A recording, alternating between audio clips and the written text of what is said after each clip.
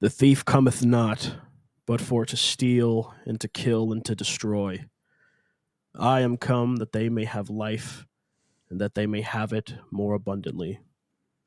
John 10:10. What's going on, folks? Welcome to Roleplay or Die. Very excited about our session for today. Today we're going to be playing a game called Ensues. This is a game that I wrote along with the help of a lot of really cool people, and I'm super excited to be able to play it and show it off here today. Joining me, I have some awesome guests right next to me. We got Bacon from Better with Bacon. How you doing, buddy? Hello, hello. Thanks for having me. Below him, we have Table Runner Crispy. How are you, sir? I'm doing great. Excited to be here. And last but certainly not least, we have Dean from Gallows Humor Games. How's it going, pal? It's going great. Honored to be here. Looking forward to getting into some deep investigatory material here. Awesome. Well, what this game is, it is an investigative role-playing game.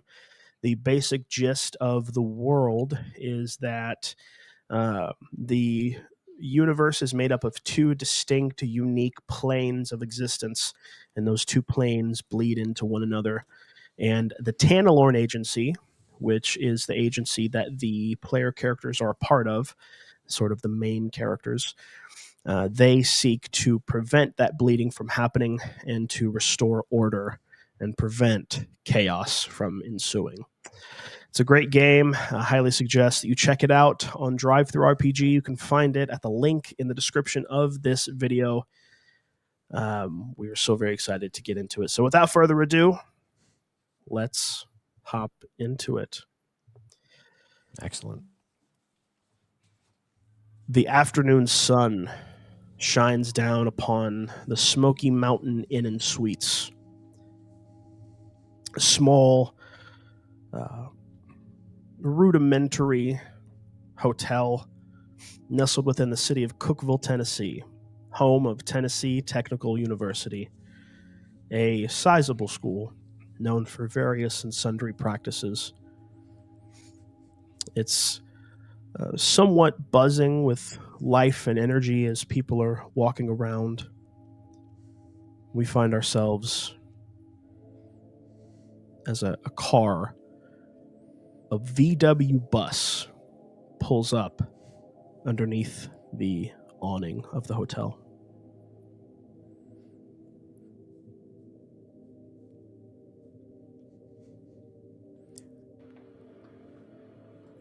I exit the bus. Armpits wet with sweat. A white button down. Brush my fingers across my mustache. A Canon AE-1 around my neck. I look around at the surrounding countryside that frames this meek place and head on in. A array of red carpets and various designs. A receptionist at the front desk smiles and says, "Good morning. How can we help you today?" Hey, good morning to you. How you doing today? I'm doing just fine and dandy. How about yourself? Better now. Thank you very much for asking. What's your name? Oh, my name is Sheila. It's a pleasure to make your acquaintance. Sheila. Charmed. Nick. She reaches and shakes your hand. Well, Nick sir, Gallo. Nice to meet you. very, very nice. Enthusiastic To meet you. shake. Yes, sir. Bright smile. Enthused by the kindness and the hospitality. Well, This place what is can I do great, for you? Sheila. Right, sure. Let's get right to business. I like that. I'm looking for a man named Bill. Bill Owen. He's kind of a boring-looking guy. He wears very boring suits. He should be here. At least I thought he was going to be here. We were supposed to meet here.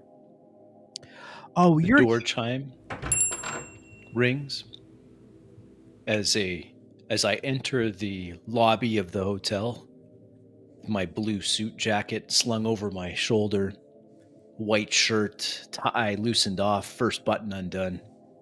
I walk into the front desk, right up to the front desk. Excuse me, I need a room for the night. I believe my secretary called ahead. She sort of Bill has Owens, the name. a confused look on her face, sort of flipping through some pages on the desk. Yes, sir. You're Bill? Bill, hey.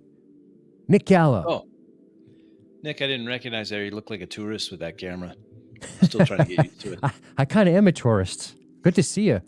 I am Have excited. you seen the father around? I think the father is supposed to be here too. Right. The I'm sure he'll be here. Hey, Miss, what's your name? It's Sheila. She's great. What, is she mute? She can't talk for herself, Nick? What's your name, Miss? Sheila? Nervous. Have you seen a Catholic fellow around? You should stand out like a sore thumb here, right? Door chime rings again, and I walk in, rosary in hand, pondering the mysteries of the universe as I stare at my feet to make sure that I don't trip as I go. Speak of the saint, and here he arrives. Gentlemen. Father. Nick Gallo, it's a pleasure to meet you, sir. How are you, Nick? Enthusiastic shaking, looking in your eyes, big smile. I return the smile. I am Turn to excited Bill. to work in this team. I just want to let you know, this environment, I'm excited about this opportunity to work with you guys. Please do call me Ed. You got it, Ed. I'm Nick. I turn back to Sheila. Sheila, do you have any reservation there? Does this place take reservations? Can you look again? My office should have called ahead. She has a finger on a book. Yes, sir. We have one room. It appears we got a room open all the way up on the top floor. It looks to be a family suite. Would that be sufficient for you, sir? How many beds does it have? It has. That would step be in. perfect. There's no need to be angry, Bill. We have a room, regardless of size. It's the last room anyway. Heavy sigh from Bill. We'll I'm take it. sorry, Sheila. The room again, it was a family suite. Yes, sir. Back at Ed. It has Job-related stress. It has two beds with looks like it has a pull-out couch as well. I produce a treasury agent badge. Can you make sure that we have the government rate on that, please? Certainly, and she clicks a few buttons on a small machine, and it ching. Well, it looks like that'll be the three of you staying. You got it. Yeah, I guess so.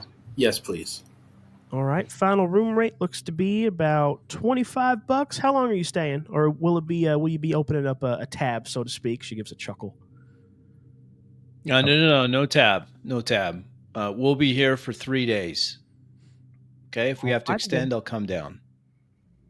All righty. So, and Sheila, can you just let housekeeping know? We'll just pick up our towels in the morning. Okay, I don't want any disturbances in the room. Okay, this is as much as this looks like a social gathering, we're actually working.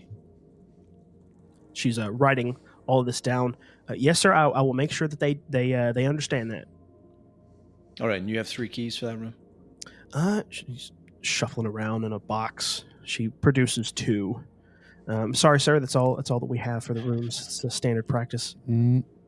Nick begins shifting uncomfortably at the intensity of Bill Owen. I turn and I'm leaning and looking at the terrible art on the wall, anything to distract myself from being in such rude company. I notice Nick's discomfort, and I approach the desk, and I lean into Sheila. Sheila, don't mind him. He's a little impatient, but he's got a lot of work to do. Yeah, Sheila, what, like Ed said here, I slide the key over to Ed, pocket the other one. I've got a list of numbers here that could call me. If I get any messages, can you make sure that they're slid under the door? Here is a list of numbers. I pass off a list of 12 phone numbers. If anyone calls from these numbers, I'll need those messages right away. She pulls the paper too, eyeing them up and down, a slow nod. She eyeballs Ed kind of a confused look on her face. She gives a wink to Ed and will there be anything else, sir? Yeah, where's the today's paper? I need today's paper, please. She points to a small kiosk outside, small cabinet outside. Can you? I slide a dollar bill out. Can you give me 4 quarters, please? Certainly. And then she produces them, places them on the countertop. I pocket the quarters and turn around, forgetting to say thank you. Thank you, Sheila. All right, gentlemen, it's a very nice lobby, but I think maybe we should go ahead and head up to the room. I'll be right up with you guys. Go on up. I can take the couch. No worries there. I need very little sleep. Sheila, God bless. And I head up the hallway. Politely smiles. Ed, Father Merriweather, where's your bags? I don't bring anything. Traveling light. I approve. I hold up a briefcase. In the hallway, one of the doors opens, and a head pokes out. It says, Merriweather, Owen, Gallo, in here. Gotta go, Sheila. It's been a pleasure. I stop in the hallway, look back towards Nick. I catch up. I jog. We're expected. I step into the room first. I allow Bill to go in front of me. I step in. I follow. In this room, one of the conference rooms of the hotel, the red carpets, a single table with chairs all surrounding it, and the individual that called out to you all in the hallway takes his seat next to another seated individual. Both of them wearing blue jackets, one of them blazoned with FBI on the front. Each of them wearing name tags. One of them says Baxter. The other says Wyndham. Slumps down, says, "All right, gentlemen, have a seat." The sort of balding. I'm sorry, and you guys are a charming place, by the way. Yeah, they really like to put us up in the nicest spots, don't they? I'm Pete Baxter. He gestures to the gray-haired one. This is Clarence Wyndham. We're your liaisons for this little excursion today. I'm sorry. I'm confused. Excursion? Just have a Nick, seat. Man, I pull a chair out from the table, sit down, put the briefcase next to me. All right. What's the lay of the land, agents? What can you tell us? I reluctantly sit, upset that I didn't get a good challenge to identify these men since we're secret. I turn to Nick. I turn to Bill and I go, "Aren't we supposed to be secretive? I mean, how do we know these guys? He's wearing a windbreaker. I can buy a windbreaker right now. I can go to the surplus and buy a windbreaker and sit here and say, hey, you guys got to be a little more paranoid." While this conversation is taking place, I put my rosary away in my pocket, remain standing, and I look to both Baxter and Wyndham. This is odd. We usually get a phone call. Right. Somebody's thinking. Well, there's more than one way to skin a cat. Come on, we got a lot of information to get through. I pull the briefcase up onto my lap, click it open, pull out a ream of paper, thud it on the table. Okay, I read through all of this. This is what the preliminary report is. What else do you have for us? Wyndham pulls out his own briefcase, sets it down. He looks over to Pete. Pete says, "All right, so your preliminary information should have told you that you're looking for Blessed Hope Revival Center. It's the home base of Elijah Rook Ministries. Basically, this fella is an itinerate charismatic televangelist running around the southern United States for his Arrival of Revival tour, sort of a mocking to his voice. And it's time for the father to come home to roost. No offense to Edmund. He's None taken. he nods his head. It was a good joke. Good fun. Rook, roost. I get it. Apparently, there's been some unfortunate circumstances happening during this tour. Reports of miracles and signs and wonders happening. People saying that there's healings and other things of the like. He sort of chuckles. Wyndham butts in. Yeah, the old fart even said he could raise the dead a couple times. I didn't believe it.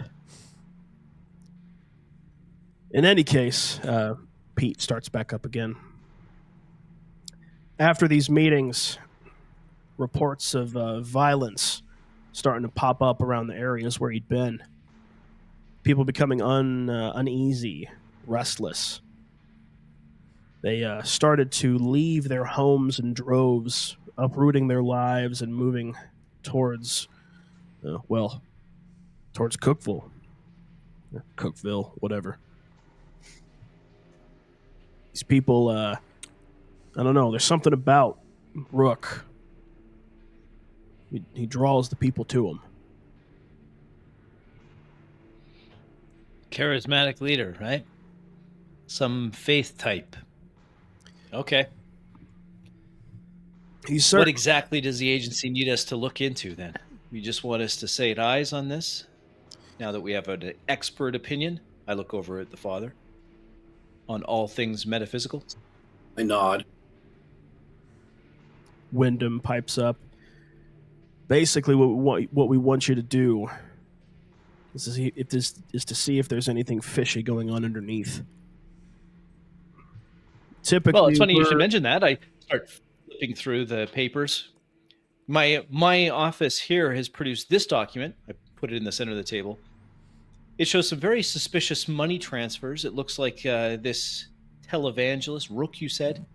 Yeah, it looks like Reverend Rook has been making quite a sizable amount of money on his tour. We're quite interested in how that's playing out here and if he's actually claiming all of that on his T1s. Are we going after this guy's taxes? Hey, is that what we're doing? Good enough to take down the mob. May as well take down a charlatan. And gentlemen, even with a little faith, the lame can walk, the blind can see, and the dead can return. What exactly is the fishiness underneath that you're directing us toward? The people that the Reverend touches, Pete now speaking back up, these people, after the Reverend leaves them, they're exhibiting behaviors synonymous to that of drug addicts. You think he's drugging them? We're unsure. As far as we've been able to tell, there's been no signs of any narcotics, no opiates, no anything of that sort. We don't know how he's doing it, but something is stirring these people up into a euphoric frenzy. It's getting them hooked on the first try. Yeah. Well, since this meeting's not taking place and since we don't exist, our options are to get more information. I think we don't really have a legal leg to stand on, all due respect, Bill. But these churches, these mega churches, they're all tax exempt. I mean, you can try with your IRS nonsense, but it's just not going to go anywhere, you know? We got to get in there. We got to get eyeballs on this stuff. We got to get into some places and look around. Okay? Oh, I don't disagree, Nick, but this may open a few doors. I take a Parker pen out, click it. Fancy Do you see pen. these numbers here? And is that briefcase leather? Bill, stay on topic, okay? We don't have much time. You said the revival's tomorrow? You're Agent? Bill. I'm Nick. Nice to meet you. Oh, whatever. Nick. Yeah. We need to We need to get moving on this, right? Yeah, I stand absolutely. up from the table. Papers back in the briefcase. Click it. Hopefully shut. these two aren't Russian spies. They both look Nah, at each they're other not and start to chuckle. Everything you'll need will be in those recon documents we sent y'all. And one of them pulls out 3 tickets to the homecoming revival service happening tomorrow. You'll need these. Take the ticket. Grab the ticket. Pass Check. it on to the father and take another one. Thank you, Bill. What do you think, Father? We've seen these kind of charlatans in your line of work. Not somebody as respectable as yourself, of course, but how can you tell? You can't tell from the surface. You have to get further deep down. You have to talk to them. You have to understand where they're coming from. It's not I about agree. what it looks like. It's about who they are, and we can't know who they are without encountering them, speaking with them. Yeah, I mean, I touch a guy, he goes off half-cocked. That's his problem, not mine. You can't arrest me for that. That's what's so fascinating about these cults. They're tough to, from a legal standpoint, do anything to. They're all willing participants, you know? Baxter We'll get to stands the bottom up. of this. Baxter stands up, putting some things back in the briefcase and closing it. Slides it stand back over to Wyndham. One more thing. Typically with these charismatic types, we're used to seeing psychosomatic healings. Things that you can't really prove. This guy's different, though. There's tangible, measurable evidence that he's actually healing these folks. That's what's catching our attention. Understood. Thank you for this information. You guys have been brilliant. If we do a 360 reveal, you'll get high remarks from me. They What do you, give no response. I reach out and grab the guy, put my hand on his arm. What do you mean, real? Tangible? Like he's actually healing people? As far as we can tell. Ed'll tell you the same. Happens all the time. Not all the time. I rub my left leg. Nope, not all the time. Hey, maybe Eli can help you with that Yeah, maybe. before we arrest him. I think maybe I we stand should up. find out what's going on with Eli before we subject ourselves to any potential dangers. Wise as usual. I'm not skeptical of healing. I'm skeptical of his healing, provided this other information we've been given. Wyndham looks. Pocket the ticket and stand up, gather my coat, put it over my arm, and grab my briefcase, nod at the 2 agents. Wyndham looks to the 3 of you, says, the boys have the room next to y'all. They're up there getting everything set up. Whatever y'all find, bring it back. They can take a look at it, get it all checked out, and see if we can find anything interesting. Will they stay in the room, or will they be investigating in the field as well? No, their job is to sit there and wait for y'all to come back. They'll be burning the midnight oil if y'all find anything, any evidence and such. We'll be around in the area keeping an eye on things. We got some business to take care of down south ourselves. So if anything goes down, we're just a couple hours away. Thank you, gentlemen. God bless. They grab the briefcase and begin to walk out the back exit of the conference room. Once they're out of earshot, those guys were fantastic. I mean, they didn't budge when they didn't have the challenge word. I mean, they knew their stuff. We are in good hands here, guys. Russian agents. I look over at Nick. Really? Hey, you read the papers, man? They just went into Afghanistan, those guys. They're always messing with us. All right, I'm tired. It was a long drive. Take the key out of my pocket. Walk to the exit. Hey, when you're done with that paper, Bill. Yep. I take the ticket that I'd been idly passing through my fingers and I put it into my pocket. And I reproduce the rosary. And I approach you, Nick. Ed? Nick, you seem maybe a little nervous. Oh, no, not at all. I'm ready to go, Ed. Well, you know, we haven't been doing this too long, and it's always a little, you know, the agency. I just expected a little more security. I mean, we're not supposed to share who we are, and we just accepted these guys at face value. I don't like that. Am I crazy for that, Ed? No. I've not been on many missions, but the ones I've been on are... There's a lot of duct tape, so to speak. Yeah. It's a lot of cobbling things together sometimes.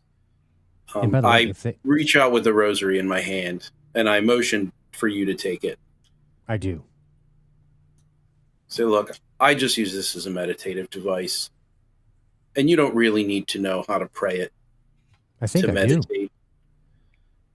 Well, if you do know, then by all means. But I'm here if you want to talk, if you need to decompress, and you know the Lord's always listening. That he is, Ed. Thank you. I'm honored, really. And if I make it into your prayers tonight, that'd be great. You'll be in mine, Ed. Thank you, Nick. You'll be in mine. Even Bill will be in mine. I'm walking up the stairs to the upper floor where the room is. When I reach the room door, I stop and backtrack to the room next to us. Rap on the door. A brief moment.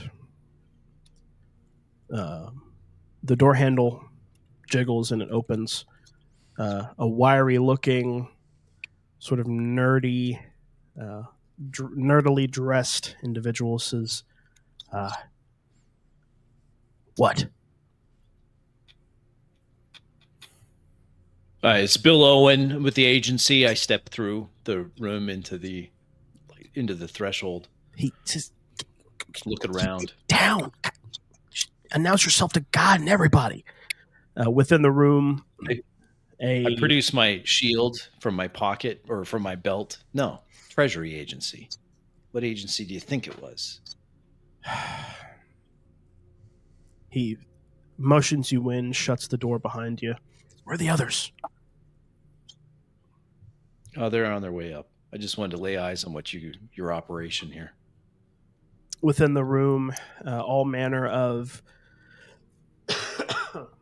forensics tools and science stations and other items used for investigating evidence and encyclopedias and all manner of it. The place is a mess. It's a total wreck. A group of two others sort of setting things up, attaching tubes, attaching hoses, plugging things in. One of them on a keyboard typing. Fax machine in the corner. Well, this is it. Is everything looking to your liking, sir? Yeah. Looks adequate. Do you have coffee? He gestures over to a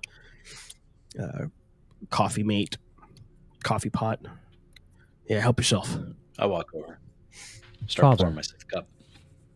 How's the church business? Do you find people are turning towards God more now that we're heading into the 80s? Not so much in this day and age. Sadly, It's been on a steady decline. But I'm hopeful. Ever hopeful. I'm walking towards the room. I'm following you. I slow down, so we're sort of shoulder to shoulder, walking side by side. Yeah, this could be a really big one for us, you know? This could be a very important one for us. We, you know, Father, this world we live in, it's getting crazy out there. And guys like this Eli, you know, I was kind of full of it back there. I don't believe him for a second. I suspect something's going on. That's why that's why we're here. Indeed. I don't think it's a simple matter of tax evasion or embezzlement, fraud. I don't think it's a simple matter. No. Well, you gave me a lot to think about, Father. I'm going to stop by reception. I'll meet you up in the room. Maybe we can confer on our next move whenever Bill's done doing what Bill does. I'll see you up there, Nick. Thanks, Ed. I continue up the stairs. I head to Press the front top. desk. Head to the room. Take the key out, unlock it, head in. Empty my pockets. Sorry. I take the ticket out of my pocket, go over to the lab guys. I imagine you guys have already done tests on this. There's no cocaine or anything on it. One of them holds up a Ziploc bag of a Q-tip. Yeah, we found nothing. Best we could surmise, there was just some dirt on it. Dirt? Yeah, just, like organic material. Best we could tell, it's dirt. Probably got dropped on the ground somewhere. Oh, where are these being handed out? I take a sip of the coffee. Oh, what are you guys drinking? Put it down on the dresser. Man, they're sending these things out everywhere. They have them posted all over the main thoroughfare. Got them all down Old Town. All over the residential areas, people knocking on doors. Are they selling them? Or are they just handing them out? No, they're just handing them out. Knocking on doors, really? like Jehovah's Witnesses, but scarier. But they're not taking any money for these tickets, right? It doesn't seem like it. Oh, brother. So you don't need a ticket to get into these things? I think it's more so an act of good faith. If you have it, if you have the piece in your hand, you feel more obligated to actually go to it. All right. Well, there's two more of us. We'll be in the room right next to you here. Alrighty. He gestures to the door connecting the two rooms. If y'all need anything, just holler. Oh, nice. Adjoining rooms. That'll be handy. I exit. I approach the front desk. Sheila turns around. Sheila. Yes, sir. How can I help you? First of all, I just want to apologize for the rudeness of my friend earlier. It's not his fault. He's got emotional problems. In this here, I snatch a comment card right off the front. I'm going to put Sheila's name on it. Service 5. I take out a pen. And another thing, my friend Bill, he was deeply sorry, and he wanted me to tell you that he is going to run this as an open tab in the event that we need to get some foodstuffs or any additional equipment. I'm sorry, I was thinking about something from earlier. Well, I take no offense at all. You meet a lot of interesting folk in this line of work, so but I think I'm picking up what you're putting down. I'll make a note on his account. Don't you worry. Solved my problems 5. Sheila, you're fantastic. You're an asset to this company, and I think you should get a raise. If it was up to me, you'd get one. But yeah, so in the menu here, I saw steak. Is it any good?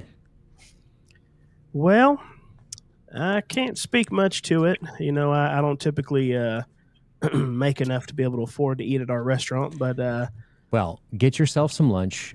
I'll take whatever you think's on there. You decide. Send it out to that the white VW. I got a couple of things to do in there, and there's going to be an extra tip in it for you. I take out $5 and gently place it on the thing. Sheila, I'm backing away now. Thank you so much. You've been the best. Seriously, thank you. And here, where do I drop this? I awkwardly stick it in the box. Dumbfounded at the generosity, she's stammering her words. Yes, sir. I thank you so much. What time's coffee, Sheila? Oh, 24/7. She points down the hallway. You're the best. I go to the van. Back in the hallway, key out, open the door. I see Father Merriweather. Did you find a bed? What's the sleeping arrangements here, Father? Oh, I'll sleep on the floor. You guys can take the beds. Nonsense. We're not going to treat our elders that way. I insist. I'm used to going without. There's no problem whatsoever. You're quite the aesthetic order, aren't you? You're very, very strict. Yes. So what do you make of this then? This guy, Rook, he just gets his call, what, from God? I mean, I imagine you were ordained to the priesthood, yes? Is that how that works? Yes. I'm a seminarian. I was ordained to the priesthood. So you've been trained, right? Yes, sir. I put the briefcase on the dresser. Loosen off the tie some more. So I lean up against the dresser. So what do you make of this? I mean, this is just a family business, right?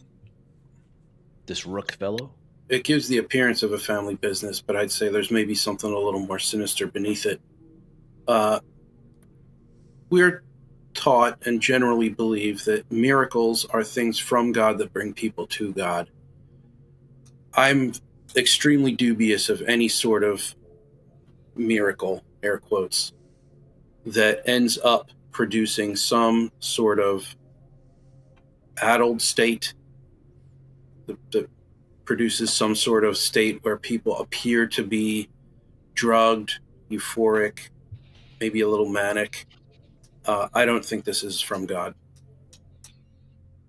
And you're talking about what happens afterwards, right? What the agent said, it was in the preliminary briefing. Yes. Right?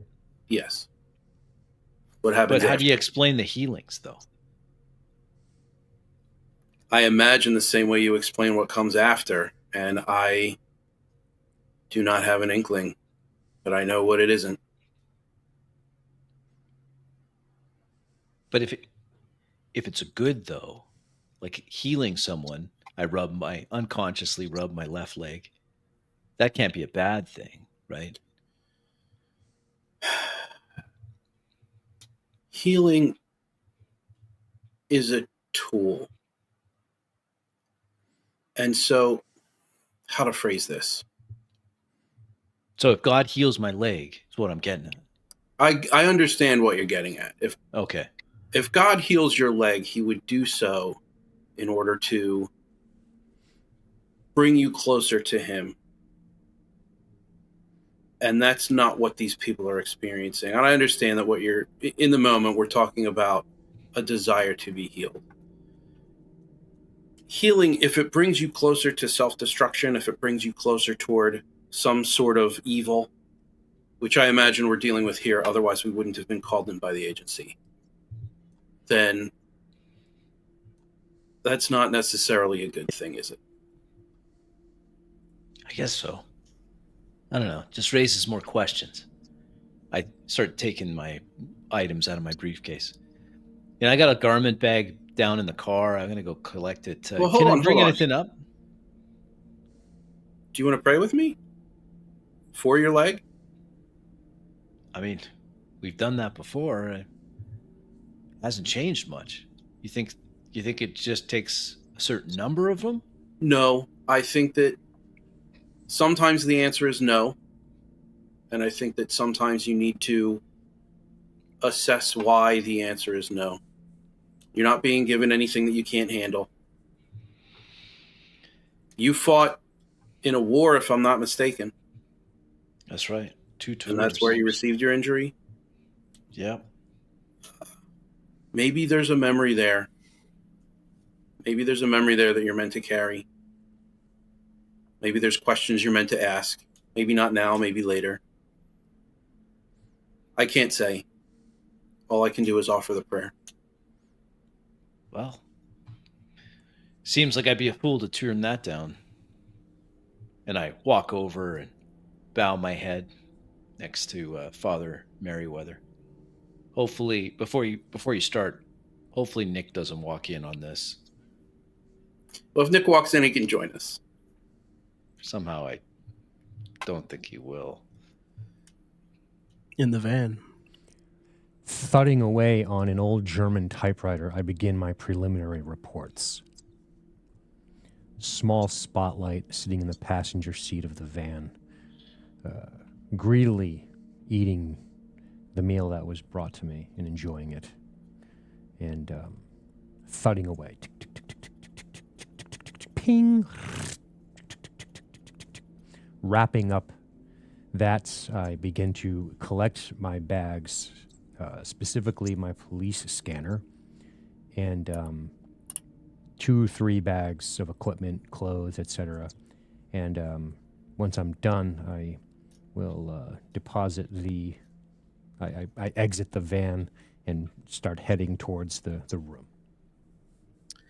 Outside of the van, as the sun continues to, or is just now beginning to set, there are 2 people walking towards you with a big pile of papers in their hand. One of them says, "Good afternoon, sir. How are you doing this afternoon?" I'm doing fantastic. One second. I pull the Nikon up and snap the the Canon. Beautiful, isn't it? Just as God intended. Yes. The Lord is quite the artist, I must say. Well, if you're in the area, Amen. we would love to have you. He hands out a flyer. Who's we? Blessed Hope Revival Center, of course. Reverend Eli Rook is having his he's finishing up his Arrival of Revival tour, and he's coming home. So we're setting up the red carpet for him, as it were. It's supposed to be a hallelujah. That's why I'm here. Hallelujah. I'm honored. Hallelujah. This is exciting. I'm sorry. My name's Marty. I reach my hand for Marty, him. I'm Tim. He shakes your hand. Is a sort of a bigger fella, wearing a shirt a little bit too small for him, button-up flannel. Tim, you've made my night. It was pretty good. It's excellent now. Thank you, Tim. I will be there. The information's here. I'm like kind of shoving the bags out of my way and trying to look at the flyer. At 6:00 tomorrow night, the Friday. The event is happening. On the flyer, there is also a list of preliminary services. One that is happening tonight. Oh, can you help me settle something? Well, sure. I have a skeptical friend, and you know what it's like to talk to those people when it comes to God. Of course. Praise Him and listen. What? Have you heard this rumor? I get pretty close, trying to deliver the news gently. Have you heard stuff about like violent outbreaks after these things, or is that just a bunch of hogwash from the Falwell boys? Oh, well, you hear a lot of stuff on in them newspapers and them folks on TV talking about different things. I think what ends up happening is people get a good taste of the Lord, and then when He leaves them, they just can't get enough of Him. It's like they're searching for something, you know? I do know. Tim, you've been a pleasure. Absolutely. I really appreciate you. Absolutely. Hey, it's my pleasure. He goes to reach in for a hug.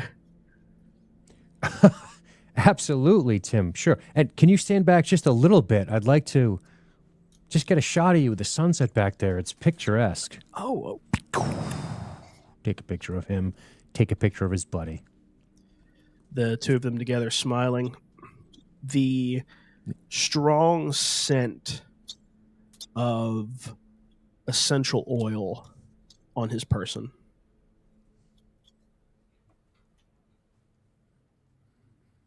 Guys, have a great night. Look forward to seeing you. And good luck with everything.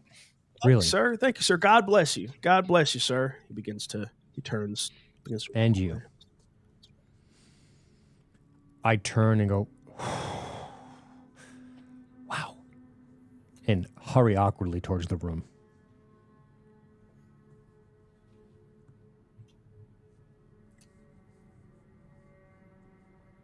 In the room, I've taken my tab collar shirt off and folded it neatly, put it on the dresser. I've donned a sort of a night robe, just preparing to wind down for the day. Just going about my normal, emptying my pockets, making sure everything's there, missing the rosary. I know where that is.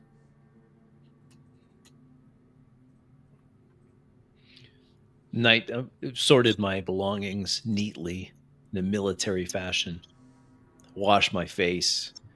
Lose the suit coat and the tie. Loosen it up. Roll up the sleeves. Hey, Father, I'm gonna go get some fresh air. It's kind of hot. It's a hot summer night. So I sort my things. Key in my pocket. Make sure I have my wallet. I leave my agency badge behind. Walk out of the room. So Nick is Stumbling rushing down the through hallway. the hallway towards me. Too many bags. Bill. Check this Yeah. out. I hold the door open. No. The father didn't take a bed. I tried to tell him, but anyway. I just got an invitation from a man named Tim who was too big for his shirt. He's definitely muscle. I'm going to go ahead and label him as some kind of muscle for that group. And I don't know. Have you ever come across this in your treasury, in your line of work? Why did he smell like essential oil? It seems so out of place. Do you think maybe... Essential oil? Like what? Like lavender? Like what do you mean essential oil? What are you I talking don't really about? have a good scent for it, you know? Like mint or like what? It was an odd smell. Like he was trying to mask some other smell, maybe? The paper Maybe you had smells some of the... strongly of it. Here, I go like this under his nose. I hear the voices raising in the hallway, and I immediately step out. Well, Guys, let's go. maybe bring this in here. I pick hold up the door open. Yeah. so many bags. Get it in. I start explaining to them as I take equipment out. Police scanner, folded clothes, a typewriter. Listen, so there was this guy, Tim, big fella, too big for his shirt. He invited me to the arrival of revival, as he said it. A charming fellow. I got some pictures of him and his friend. In case we need to identify them later, we'll have to develop in the van. No big deal. We can do that. The van can do that. But this, Father, why does this smell? I hand it to you respectfully instead of waving it under your nose. I take it, put it under my nose, with a little distance, and I take a whiff. Yeah. Doesn't smell bad to me.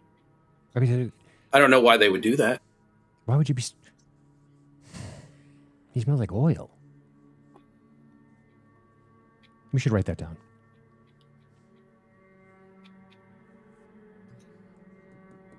The sound of tapping on a wall outside down the hallway. I turn towards the door and open the door. No. Look out. Down the hallway, next to a bulletin board, two more people tapping something on the wall. Small hammer. Put up another one. Tap, tap, tap, tap, tap. Hey, man. I lean back into the room. Looks like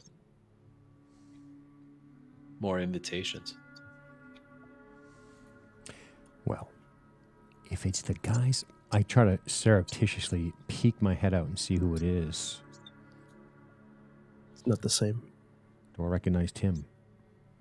Okay, those guys are totally different. I don't know who those guys are. Well, I'm going to go ask. I walk down the hallway.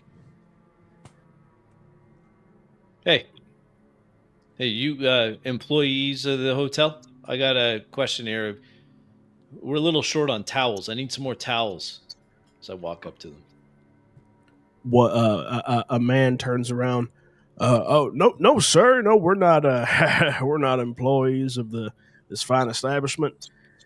We're just putting up some You're not? signs. What kind of signs? Oh, these are invitations. He hands one out to you. On I his take it. on his hand, a red rash on the top of his hand. Hey. What's that? I point at the rash. Oh, Totally uncouth. well, he You should get that looked at. sort of hides it with his other hand. I have a skin condition. You know, they call it a What, like eczema or something? yeah, like eczema. He sort of tries not to scratch it, but still scratches it. Nick shrugs at Ed and like, what is he doing? I swiftly step out of the room to intercept the conversation. Is everything follow. okay out here? No, these guys don't work for the hotel. And this one has eczema or psoriasis or something. Bill, excuse me. Hello, gentlemen. I'm Father Edmund Merriweather. Please excuse my associate. Nick. A little rough around the edges, but he really is a good guy once you get to know him. Is everything all right out here? Oh, everything's just fine. We were just chatting about the event happening tomorrow. He hands out another. I turn to the sign indicated. Wait, I think I've heard of this guy, right? Rook? Is that the name? Yes, sir. Well, it says here, right? Eli Rook. Have you seen any of his sermons before? Oh, well, of course. You're one of the faithful? I'm a member of the church. Blessed Hope Revival Center. Wait a sec. But hold on. You said that you're a member of his church? Because I heard he was healing people. And that looks like a nasty rash. Why didn't he heal you? Guys, yeah. Bill. But it's not an unfair question. I thought What's your name, son? What's your name, son? Sort of dejected but embarrassed. My name is Carl. Hey, Carl. I apologize deeply. This seems to be something that you struggle with. The rash. I happen to be a Catholic priest, and I don't know if that's your particular flavor of faith, but I would like to pray with you for a moment. Is there any detail that you are willing to release about the rash so that I can be specific in the prayer? Well, now that you mention it, it is it's not been an ongoing thing. It's fairly new, I must say. Oh, it's new. It could be contagious. Yes, sir. Popped up just a few short, maybe middle of last year. Hey, Bill. I gotta ask you something. Can you come with me to the room? I dropped middle the of last year on the floor. Wipe my hand on my shirt. I go to pick it up and then hesitate and withdraw my hand, and I follow Bill back to the room. Once in the room, I head right to the bathroom. Middle of last year, you said? Yes, sir. I shut the door. Started off small and started to spread. I talked to some of the folks in my small group about it. They said I shouldn't worry about it, but I guess it's no big deal. But I'll take up. You said small group. Yes, sir. Yes, sir. From where do you attend? Oh, he points to the board. I attend Blessed Hope Revival Center, of course. Well, that's wonderful. I'm Oh, glad it's that you great. are seeking the Lord and worshiping. Big smile on his face. Yes, sir. It is. It is quite the blessing. I have never ever been in a place quite like it. So, was there a particular circumstance that this rash happened after? Not necessarily. I just noticed it after a moment and started spreading a little bit. Went to the Like I said, went to my small group about it. They said I shouldn't worry about it. I just have faith it'll go away. But I don't. Well, how old are you, Carl? Oh, I'm 37. 37 years old, and it only just started. Yes, sir. Were you anywhere? Were you anywhere that? Did you come into contact with anything I don't know. new? I was volunteering. Now that you mention it, I was volunteering over at the oil place. We're putting some product together, and I don't know. I may have spilled something on me. I don't know. When you say oil place, what do you mean? Oh well, the Reverend's wife. Oh, forgive me. I'm not from around here. I don't know the roads. Oh no, no, it's no problem, partner. The Reverend's wife, Darlene, she has her own essential oils business that she runs, and it's the talk of the town, so to speak. And yeah, it's all volunteer run by folks from the church. Kind of scratches at it absentmindedly. Hey, Bill, there's probably alcohol behind the mirror. I highly recommend behind the mirror. Seriously. I'm vigorously scrubbing my hands with soap at the sink. I pull turn off the sink, turn to him. I got an idea, Nick, but I need you and your silver tongue. You up for a little bit of a field trip? Can I put that on the record? And yes, no, of course not. Don't worry, Bill. I grab my suit coat, my treasury badge, and then in my briefcase, I pull out 2 comms radios. Why don't we go for a walk? I mean, there's got to be more than one church here in this Pope Dunk town. I want to know what the competition says. Sounds good, but listen, Reverend let's Rook. let Ed do his thing. I think he's getting somewhere with that guy out there. What, the diseased man-child out there? He's got something. I don't know. I've seen rot like that before. There's something going on with It's this not oil good. crap, I'm telling you. Oh, you think that the oil's doing that? I don't know. Oh, wait. It's the oil. They're doing something with the oil?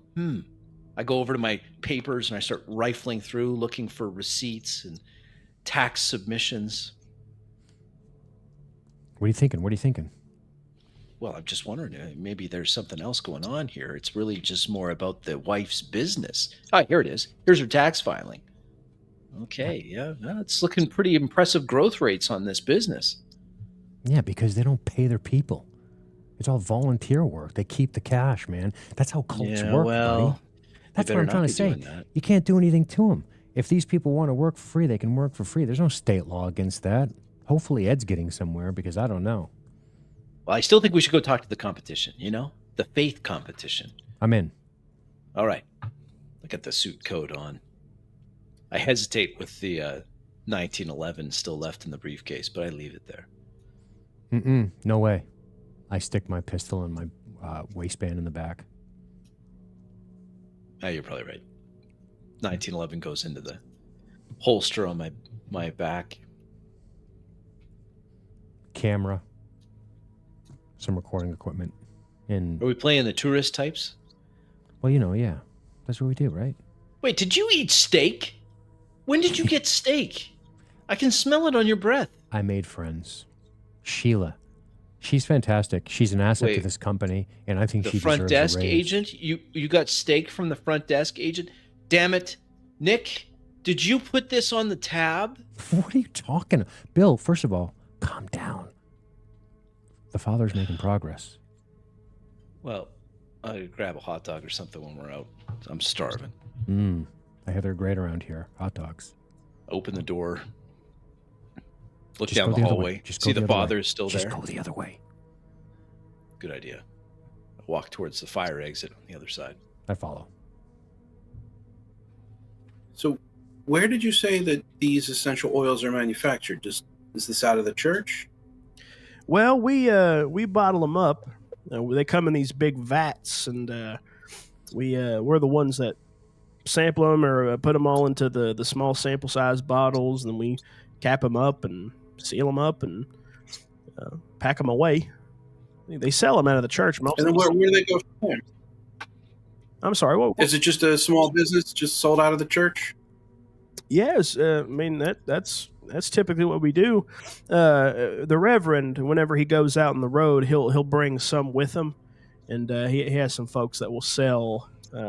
Well, for generous donations, we'll trade these essential oils. But of course, nothing's for sale. We don't require you to spend your money on them. He kind of chuckles. But if you feel inclined to donate money to the cause, and donate to the Reverend's work, the good work of the Lord, then we're more than happy to give you one of these bottles. So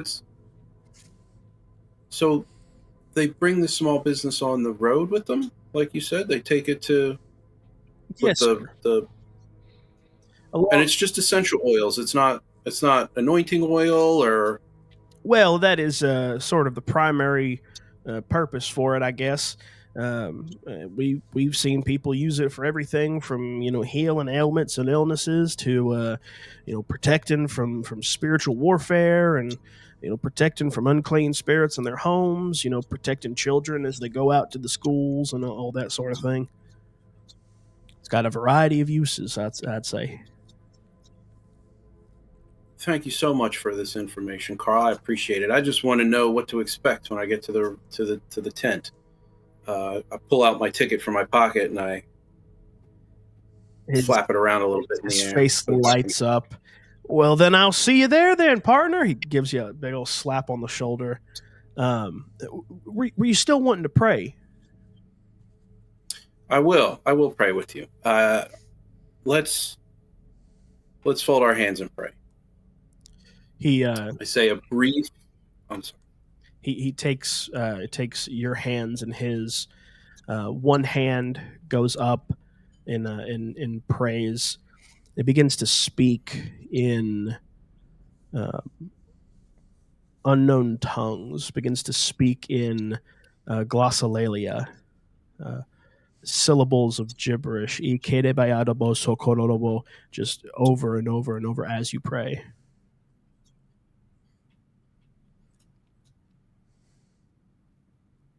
I stay silent through the prayer, head bowed. He continues on, starting to whip himself up into a fervor.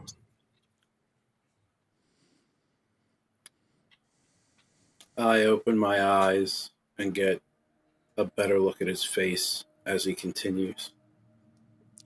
His eyes closed, a very serious, impassioned stature to his face as he's continuing to speak in these unintelligible syllables. His one hand raised, the grip on his other hand tightening. He, after a moment, sort of dies back down, and his eyes open with a grin on his face. Thank you, sir. Thank you very much, Father, for praying with me. Well, Carl, I must say I'm used to be the one saying the prayer, but I thank you kindly for what you just did. Amen. Amen. And I bless myself in the name of the Father, the Son, and the Holy Ghost. You have a great night, Carl, and I'll see you tomorrow. Yes, sir. He takes his friend, and they go off in good spirits. I retire to the room and realize immediately that I am now by myself.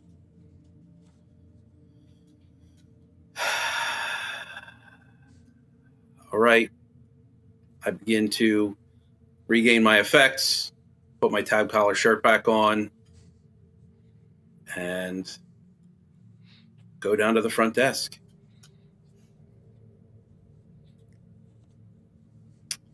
Hey, Sheila, did you happen to see my associates exit the building at all? Did they indicate where they might be going?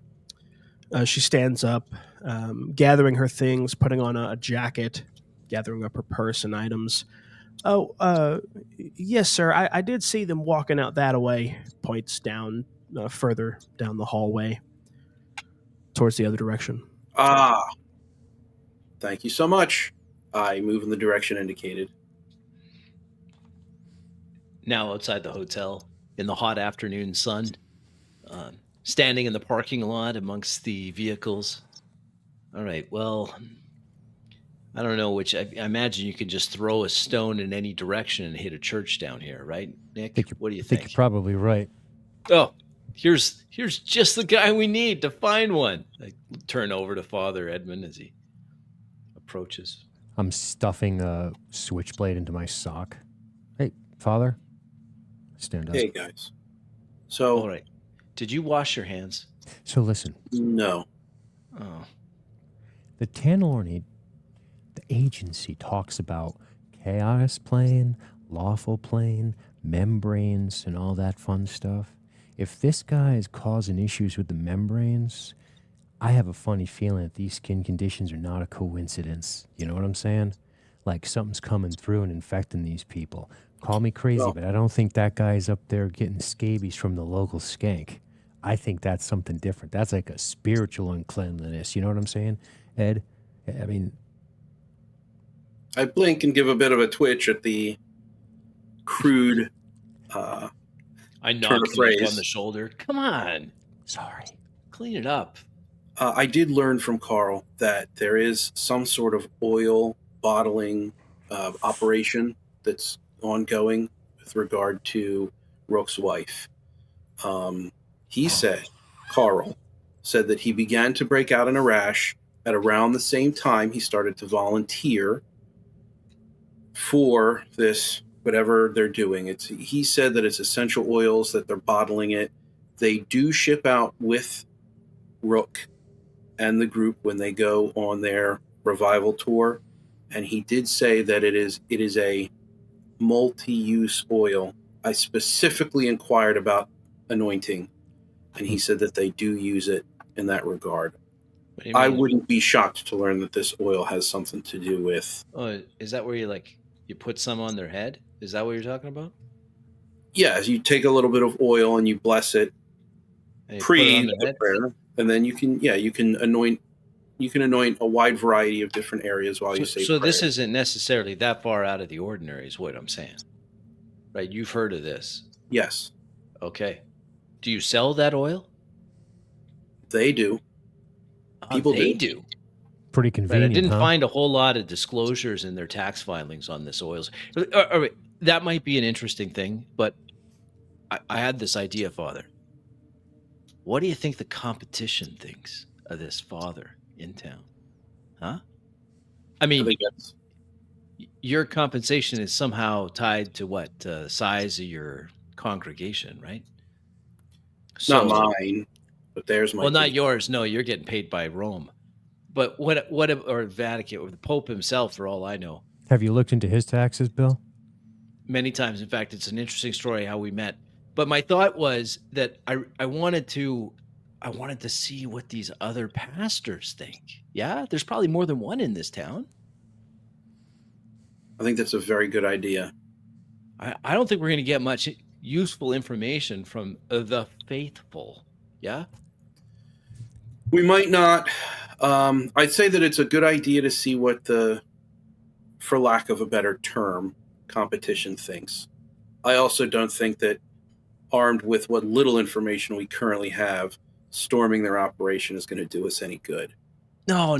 That's why we have him. I gesture to Nick. We're not doing this I'm just here to observe. Yeah. Let's investigate the other denominations in the area, see what the leaders of those churches have to say. I mean, I don't know if they're open, but it's not even 5 yet. So maybe we could go and check some of these places. Well, I know the Catholic Church is open. I don't think God takes Well, days do you off. know Bill. the guy? Like the priest there? I do not know him directly, but we're in a fraternity, so Well, they're obviously going to open the door. I slap Nick on the floor. Right, we got our key in. I mean, yeah, of course. Well, lead away. Where's the Mother Mary, whatever that you want us to go to? Well, listen. We're talking. I point to a white VW with no windows, save for passenger, driver, and windshield. I pop it open and go, oof, the smell of the steak in the van still. And I we'll go. take my ride. It's fine. I go into the glove box and pop out a map. Oh, this will do. In the area, a wide swath, truly a church on every corner. Presbyterian churches, Baptist churches, a variety of other non-denominational churches. The closest one is Christ Fellowship Presbyterian Church of Cookeville. Right here on the map. Check this out. Christ's Presbyterian. Are you allowed in there, Ed? I don't know the rules. Sure he is. It's some interfaith thing, right? yeah, Go over it, Ed. I would maybe avoid that. We're not talking about the KKK and the Black Panthers here, man. I mean, no, but some don't take too kindly to. all right, so my you can wait in the particular brand. car. Well, Bill you and can I wait in the will. car. That's fine. I lean over the brown roof of my agency sedan. Just wait in the car. You can sit. I got AC in this thing. You'll be fine. Open the door. I can wait in the car. I'll crawl Just in the for back. this once. I'll snap I the take out switches a on the way. coin that I have with the image of St. Michael emblazoned on it, and I begin to turn it over in my hands just to give me something to meditate on while I wait. I jump into the driver's seat, close the door, All right. fire up the car, crank the AC to try to fight against the oppressive heat of summer in Tennessee. It is hot. Whew. It's okay. Got AC. Wiping sweat off my Just brow. give it a minute. No, you're gonna have to do up the windows. Okay. Well, I need to get shots, Bill. We got an investigation going. All right. So, lead away. Left, right. I'm at the exit of the parking lot. I'm the picture taker. Ed, I hand him the map. Right there. Christ Presbyterian Fellowship thing, whatever it was called, right there. I circled it.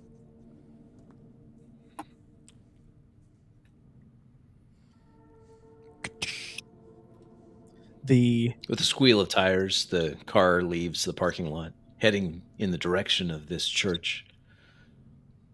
Pull up to the curb. Stop outside. Well, what's the etiquette? I grew up. I grew up in Providence, Ed.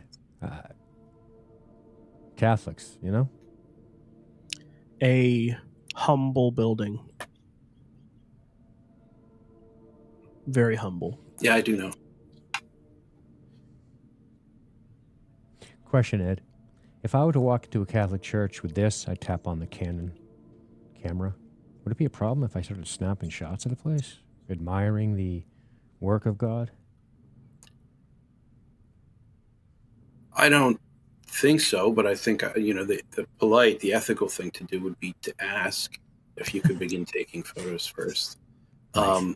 I don't know if that's going to serve our purposes, but that's what I would encourage you to do. Sure. Sounds good. I grab my little black mysterious bag of lockpick kits and say, okay, Bill, let's go chat with these people or look around or something. I leave the car running, open the door, and the AC blasting, and I close the door, walk quickly to the curb towards this modest house of worship. What's the story here? You just want to talk to these people? Yeah, we're just talking. Okay. Yeah. When you get the camera, mate, we'll just go with I don't know, you're doing a story or something. Sure. Right. Christ Fellowship Presbyterian. That's what the sign says, anyway. All right, lead the way, I Bill. don't know. I'm Make close. a story or something. Yeah, okay. I walk up to the door and look back at the car, seeing the father in the brown sedan, and I knock on the door. I give Ed a thumbs up. On the doorpost, leading up to the front door, a wheelchair ramp. As the door opens up,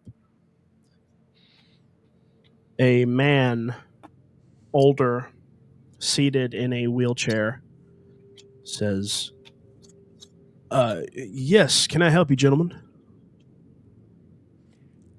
Hi, my name's Marty. This is my friend Shane. And, well, we are working on a little bit of a story here. Truthfully, what we are trying to do is, well, you've heard of the Blessed Hope revival thing, that whole thing? His he deflates, sort of. Yes, I'm aware. It's a blight on the community. I get it. Look, we are just trying to figure out how this may be affecting some of the local churches, and we're just trying to we're trying to understand them a little bit relative to how you folks feel about it. That's the honest truth. I'm sorry, what was your name? Oh, pardon me. My name is Joshua. No. Pardon me. Dreadful etiquette. I apologize. I shake his hand. Marty, that's Shane. Marty and Shane. He opens up the door a little bit wider. Why don't you boys come on in? Sure, we'd be happy to. Wow, this Peer place around him. is impressive. The Lord's work is on display here, isn't it? Do you mind if I shoot a few pictures of this Oh, wonderful place? It's. Be my guest, friend. I don't mind at all. I'll tell you what. I've done quite a few stories on churches.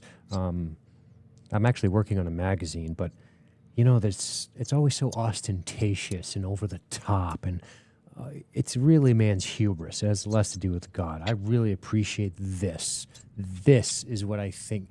I mean, this is something. I just start taking pictures and wandering around. I'm sure my friend Shane will have a few questions for you.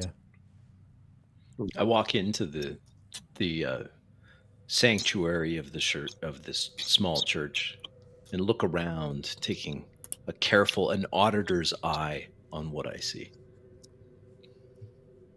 Modest benches, rows of pews, maybe 10 total. This small sanctuary, the podium, the pulpit up front, shortened. The platform, a small ramp leading up to it, and a wood-lined steel tub of a baptismal, sort of looking around at it. Well, it's more of a circumstance of necessity. You know, this is really all we could afford. But it is a blessing. You say we. Joshua, I look at the shortened lectern of at the front of the chapel. So you're the preacher here, Joshua? Yes, sir. I am I'm one of the pastors here. So we have you have others? Well, we have two other gentlemen that we cycle out on preaching duties on Sundays. Starts to wheel himself up, getting himself up the short little ramp onto the platform. I heard rumors, Joshua, that this Rook fellow has been healing people of their. I look down at his wheelchair, infirmities. What's your take on that? Yeah, he's. I've had the pleasure of actually speaking with him a couple times. No kidding. How'd that go? I look up over my camera. Well, You mean Eli? Yes, sir. Yes, Mr. Rook was many years ago, we had the opportunity to commingle and conversate a little bit. Can't say the conversation was spiritually fruitful. We both spoke our piece about certain things, and I don't know. I I think he means well, but his the way he's going about it is just all wrong, giving people false hope. False hope. Wrong. Like what? Like the healings? Well, he's emphasizing the gifts over the giver. Spends more time talking about all the things that God can do for us, except what we ought to be doing for Him because of what He has done for us. I don't think I've ever heard the gospel come out of that man's mouth a single time. You think he means well, but you think he's going about it wrong. That's interesting. Well, if he's not preaching the gospel, though, Joshua, what is he preaching? He starts flipping through some of the pages of the scripture. He Heresy? begins to tell a story about a man named Simon who came up to the apostles and asked them to teach him how to do the miracles that they did and was willing to pay them for it. And in this story, one of the apostles chastises the man, calls out his foolish thinking, how he thinks he can buy the gifts of God with money. And because of his presumption, because of his sin, he died, stricken dead by the Holy Spirit there in that moment. I lean back against one of the pews, cross my arms. You think that's going to happen to Eli Rook? Struck down, do you think? Seems like he's doing quite well for himself. I take in the modest surroundings again, looking around. He chuckles. Well, considering the man's son drives a 1964 Aston Martin DB5, I'd say he's doing pretty well for himself. I take out a small notepad. That'd be I write on it with my Parker pen, Aston Martin DB5. Charles Jr., I believe he's called. Yep. I met that little boy when he was seems kind of flashy. I met that little boy when he was just a tyke. Small little thing. Red hair as far as the eye could see, I tell you what. Poor kid. Did you find that your congregation shrank as his grew? Did you lose members to him? It is it's been a recurrent theme in the past several years. About the past 6 or 7 years or so. Do you ever... I get a little bit closer. I kneel down and put my arm on the arm of the wheelchair. Do you ever get concerned for any of your former members? All the time. Any in particular? He pulls out a small sheet of paper from the back of the Bible, a prayer list. He says, these are all the people who've left us over the years. And he points a finger to one of the names. That one right there, Miss Lisa Prescott. I thumb over to Bill to write it down. Lisa Prescott, you got a phone number? Not in a long time. She sent Maybe an address? Well, it kind of... I don't know if it's my place to be giving that sort of information out. Well, that's fair enough. Wait, Joshua, you have anybody come back? I mean, that became disaffected over there, came back here? Returned to the fold, so to speak? We had We had one come back. He starts to kind of choke back tears. He Right. You okay, Joshua? I look over at Marty. What? yeah, no, I'm fine. Sort of smiles. Poor fella. He had, it was actually a whole family. They were What? the Petersons. They're the husband Richard. They were part of this church for a short little amount of time. And man, he saw the way that saw the way that Rook was living, the money and the riches and the big house, and he wanted that, so he packed up his family and went over there. Did he get that? He did. He got a lot, actually. But then it was all taken away from him. He started giving stuff away. He started to, just out of nowhere, just getting rid of everything. Eventually, waltzes back into my office and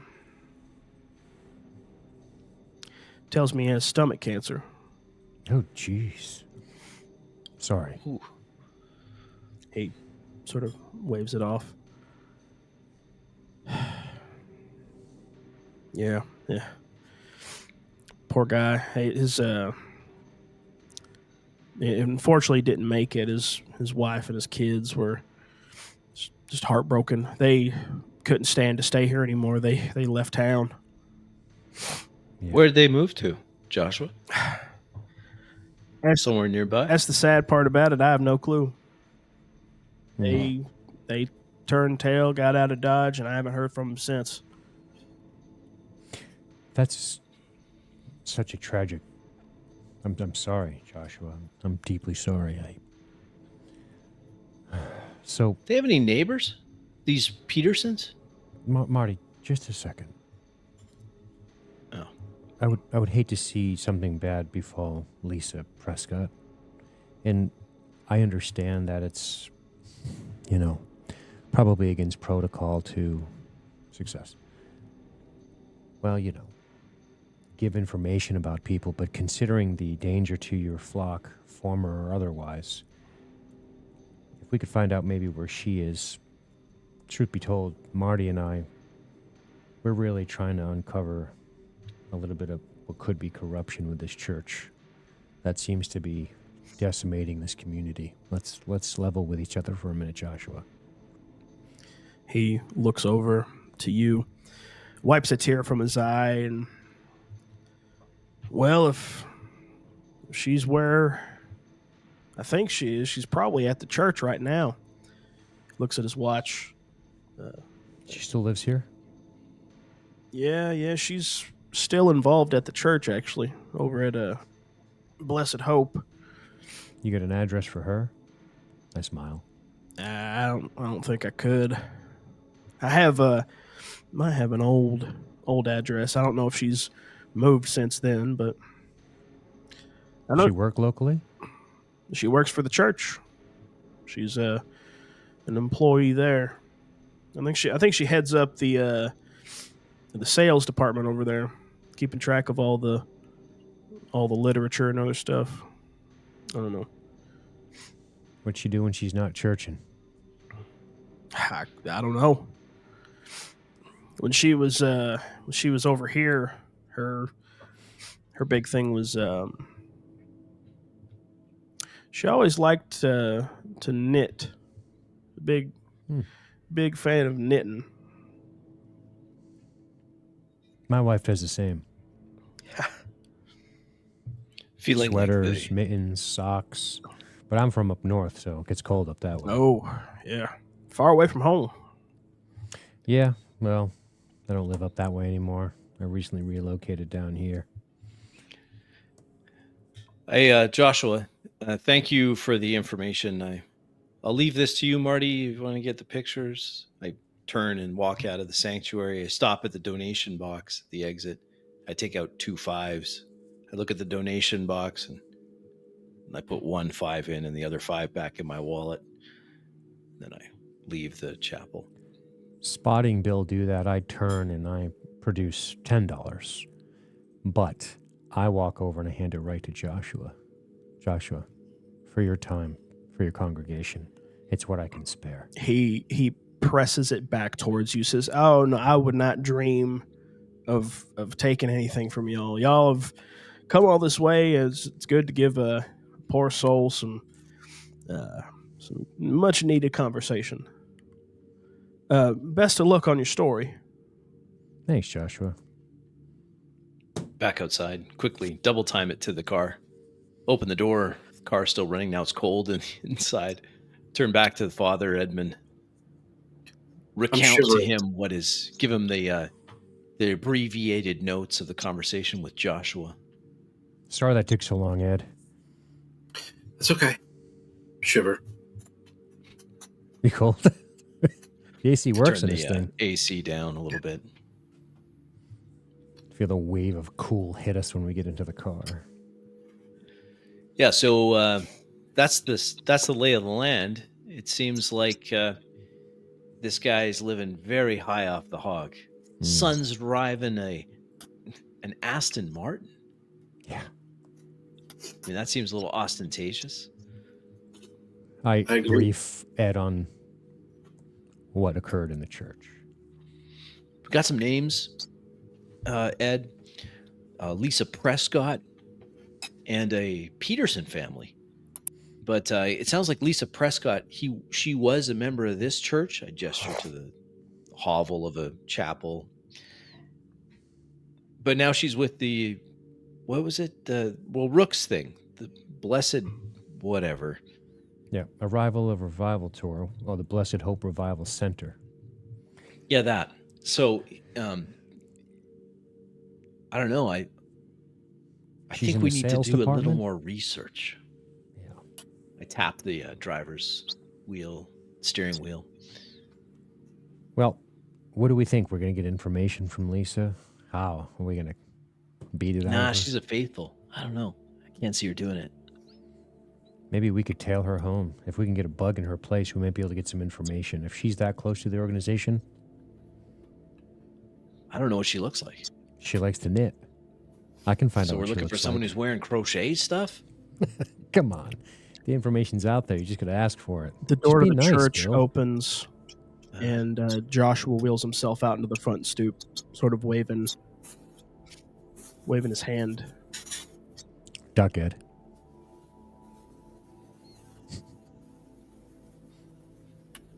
No, he's fine. He's I think he wants you to go over to him, guys. It looks like he's flagging you down. You want me to do it? You do it. I open the door and jog over. Hey, Joshua. I was sorry about that, fellas. I was wondering if y'all had gone. I saw y'all were still parked here. I need to tell y'all something. All right. The Rooks have a lot of sway in this town. Right. They own a lot of this town.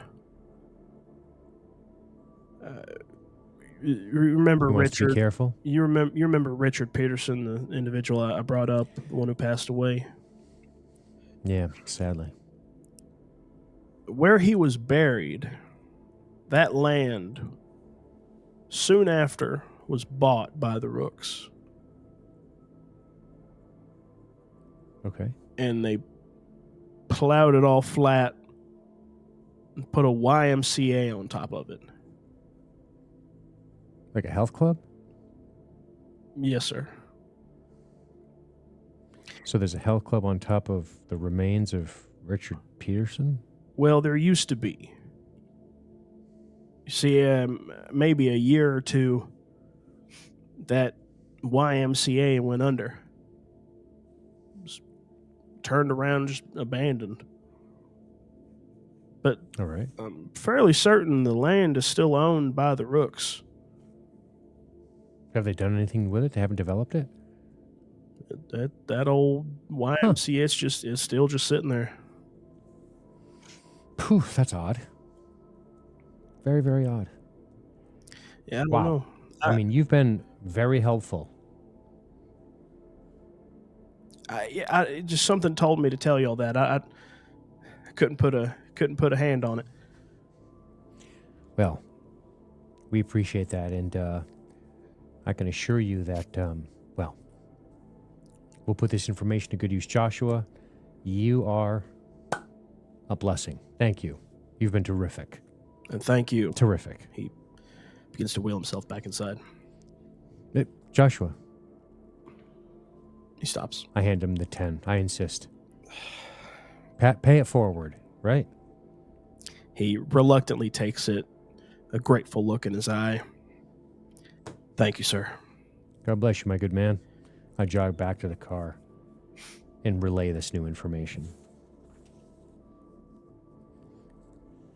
I'm speaking with Father Ed, and I'm saying, you know what?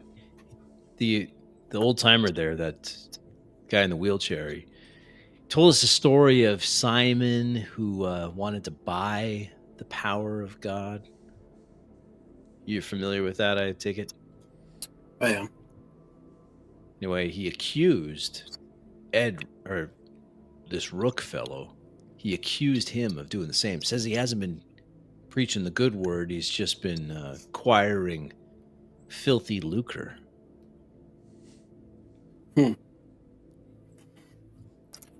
Well, that might be. So how is he? That might be if your he's not department. preaching the good word. I mean, he can't be using the power of God, right? Can't No, but serve two masters, right? I Man wouldn't can't serve say that he was. I'm so sorry, Bill. I don't mean to continue to interrupt. Please finish. Well, no, that's it. I just wanted to say, I mean, man can't serve. Oh, wait, look, Nick's back. We can talk about this later. Nick, Okay. what did the old timer want? I lean back. I go, oh boy, let me tell you, this Eli Rook has got a real nasty streak. Get this, Richard Matheson, this guy, this Richard Peterson, you mean? Peterson. Yeah. I think Richard Matheson's an author. Richard Peterson dies of stomach cancer. He's buried on a piece of land. Get this. This Rook guy buys the land, puts a gym on it. You know, a YMCA. Gym? Yeah, where they swim and they do like step aerobics. Oh, apparently it's healthy. Okay. Yeah. Anyway, get this. The place goes tits up, belly up. Thank you. Place goes belly up. And now it's just a piece of land. He bought the land where this guy was buried just to put a gym on it and let it fall into disrepair. I hear the YMCA is doing well. I put the car into gear. Wait. Here's the best part. Ed, Father. That gentleman in that wheelchair out there, as he's re-entering the church, he felt compelled to tell us this. Compelled. He didn't know why. He doesn't even know if this fact is relevant to our story. You see? I mean,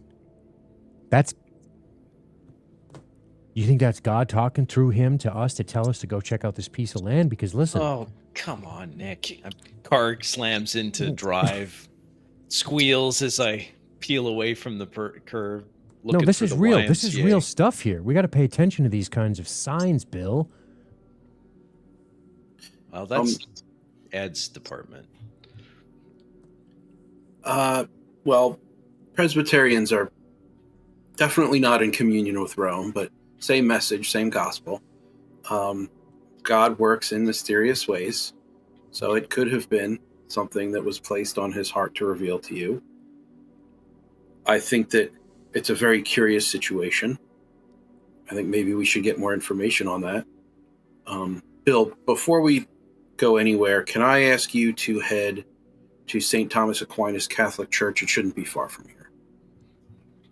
Sure. Do you have an address or something? Where am I going? do have an address. Do you have a pen? No, Nick, you've got the map. Why don't you just Yeah, it's All just right. St. Thomas. give me the Aquinas directions? Church. All right, up here, College Street. Take a right up here. Got it. Besides, guys, Oh, hey, listen. hold on 1 second. And I stop the car. It's college students walking by. I undo the window, rolling it down. Hey, where was the YMCA? Is there a YMCA here? We're looking for a YMCA. Hey, Bill, it's called Undercover. Looking for a YMCA. I would like to go work out. You, Bill, yeah, you over there with the dreadlocks. What? the A YMCA's out of business. curly-headed redhead guy turns by and says, "Only YMCA. You'll have to go out of town for that one. They just put a new one down in Sparta." Oh, okay. Yeah, I thought there was one here. In the phone book, it still says there's one here. We're all set. We're all set. Thank you so much for your help. No, I'm trying to get it's the address. heat. Forget it, Bill. You're In a talking about serious the tone. old one. That's just, No. We have no interest in that. We want to go to a gym that works. This guy's a workout fanatic.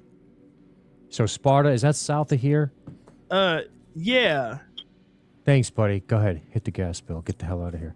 Thanks, man. Good luck with your Just down here? classes. Gives a thumbs up. That was fucking Charles. That was Charles Jr. I know it. Red hair, man. They can't know we're snooping around. We got to be smart. We're going to be dead if we're not careful. Charles Jr. That's Charles He's not Jr. walking. He's not walking to the bus stop. Right He's here. Did driving you hear an the guy? Aston Martin. Did you hear? He's walking around with these people. He's handing out. He's doing the work, man. The kid starts Whatever. walking. Look through the files. Look through the files. He opens up Doesn't a look like Charles to me. beat up, rusted out, scuffed Aston Martin DB5. Fuck. Sorry, Father. I forgive Right. you. So you're right. Fine. I'm not just an idiot with a camera, Bill. Okay, well, The Let's go TA to hired this- me for a reason, buddy. we'll go to the church. No. Yes. Father needs to go to the church. We don't hit that place till nighttime, but I'm going to tell you right now, they're going to be watching it. We're going to be very... I mean, listen. If they're watching it, then that means they're involved. The fact Three- that they'd have guards there would be enough. As the tires squeal, as I Bill, you peel don't sound like the you come from corner. Cookeville. We're suspicious. You don't think he spotted it? With all due respect, you don't think he spotted Father Merrin back there? What? No, he's basically melted into the back seat. Take another left. You're bringing the shotgun. I've got the shotgun. Don't worry, it's in the trunk. Only as a last resort, gentlemen. Violence Yes. only Right, as a last of resort. course. Of course, Ed. Self-defense. Yep. Absolutely. Pull into This the is parking lot of the New Testament, not Old Testament stuff. small Catholic church. Wait right here, guys. I'll be right back. Yeah, I'm fucking sweating. I step out of the car and I approach the front door, the large wooden front door of the church. I turn to look at the street with my back toward the door.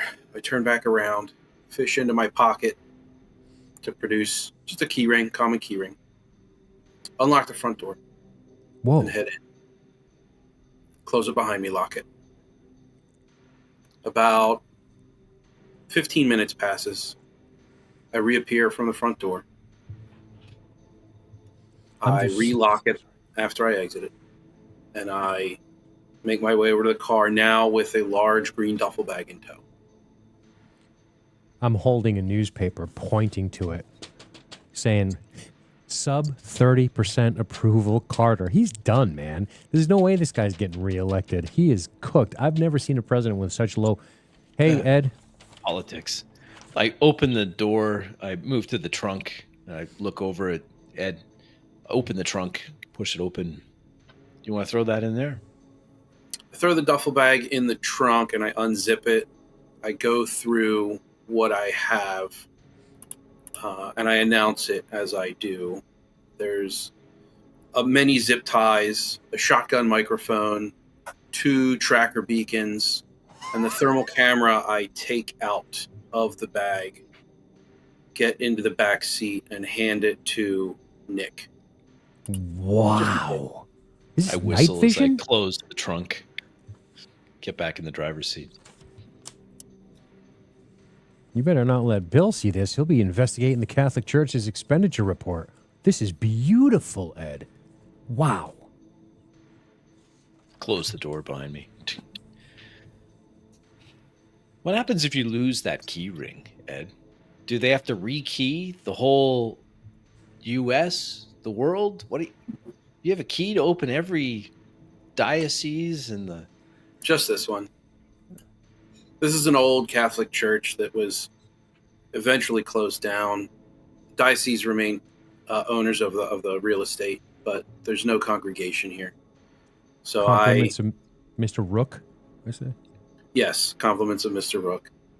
So I had my, I pulled some strings at the Vatican, contact the diocese, and allowed me use of the building. I do have to return the key once I'm done. Or once we're done. What's the Vatican like, Ed? It's gorgeous. It's inspiring. It's an incredible place. I encourage you to go there someday if you can. Maybe you can ask him for the private tour. Yeah. That'd make a good one.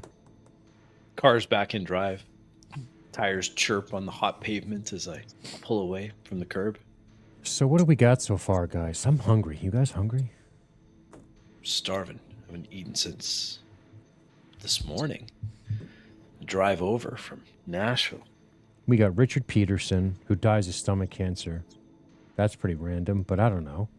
Next thing you know, where he's buried, the guy buys the land, puts on a gym. Gym falls into disrepair, and this Presbyterian minister decides, out of the blue, he's stricken, he's moved, he is driven by the Holy Spirit to tell us about it before we squeal off. Next thing you know, we got Lisa Prescott, who he's very concerned for. He seemed deeply emotionally about losing her to this other congregation. He gave us a list of names, but he circled this one. Next thing you know, she elevates. She's part of the sales team. She's probably a recruiter. That's what that means. She goes out there. I bet she's nice looking. 10 to 1, she's a nice looking woman. She goes out there and she's like, oh, you should come check out the church, boys, you know, sinning and all that stuff. I mean, we got some leads. What about Carl and the small business? The oil. Yeah. The oils, right? And the rash. If she's a member of the sales team. Maybe that's a part of sales. Why would he open a gym? And with the amount of cash flow that he has, he just let it fail? You heard the student, I mean, Charles Jr., I guess. Yeah. You heard him say that Sparta has a new one. I mean, that's only a few miles south of here. That means there's something. This is a university town. That doesn't make any sense. Guys, listen, we're not dealing with the mundane here. We're talking about the chaos plane, the lawful plane. That's what I'm getting at. There's something with that stomach cancer guy. You ain't kidding. And there's something with that land, guys. And I'm telling you, we better be prepared. You got those lockpicks? I do. When do you think doctor's offices close? Small town like this. Probably already closed, to be Can't honest be too with you. many. 5, 6 o'clock. What do you got in mind? You want to see if people are they say he reporting died rashes? of stomach cancer. I'd kind of like to know. Take a look at those medical reports. All right. We can find out where he was treated. What about these rashes, Ed? What do you think? You think local hospitals seeing people, or maybe one of these clinics, one of the local doctors here? Doctor's That's not a probably bad a member of the church. Right? But here's the thing with cults, guys. They treat their own. Everything's in-house to keep eyeballs off of it. Look at this. Mario's Italian subs. You want that? No. I point down the I don't think street. there's an Italian in this town. I wouldn't trust it. We're a little too deep south for that. But that diner looks okay. In fact, that diner looks quite promising as I pull up in the parking lot. There's a guys, I love Vietnam breakfast. vet sitting on the ground with a paper cut out in front of him. Yeah, this place looks just fine to me. Perfect. I like breakfast at night. It's a weird thing. I've always been that way. Park the car.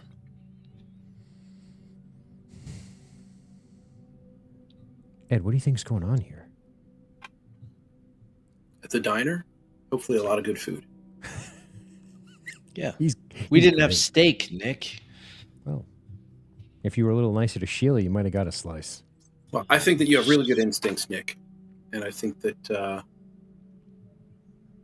you're onto something. I think that. Where do you think we should go to next?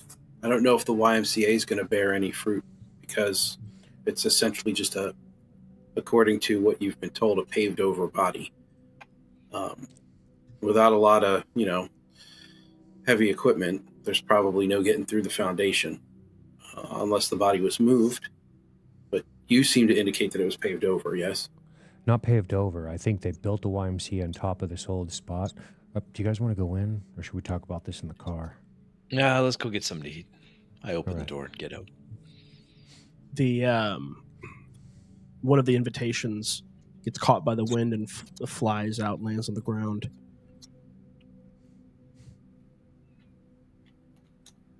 Man, these things are everywhere. I walk up to the vet.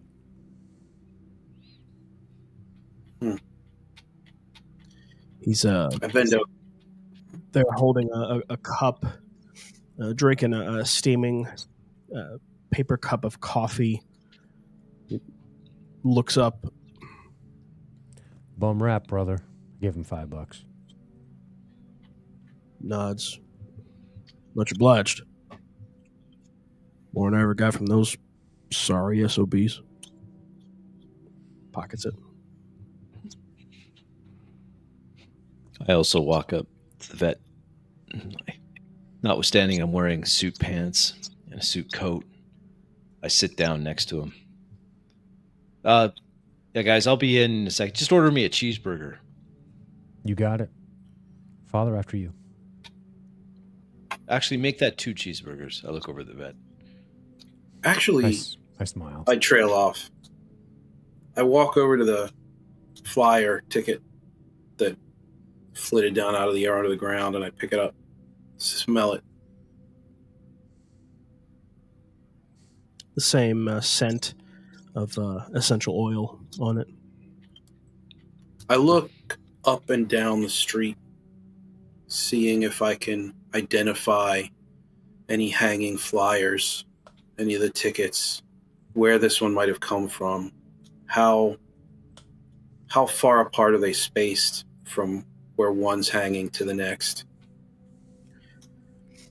They seem to be spread far and wide on telephone poles, on they're pasted to electrical panel boxes, some being entirely covered by these things. Seems to be no real rhyme or reason. You might be able to tell where some people were just given a stack and they decided to go crazy to get done as quick as possible.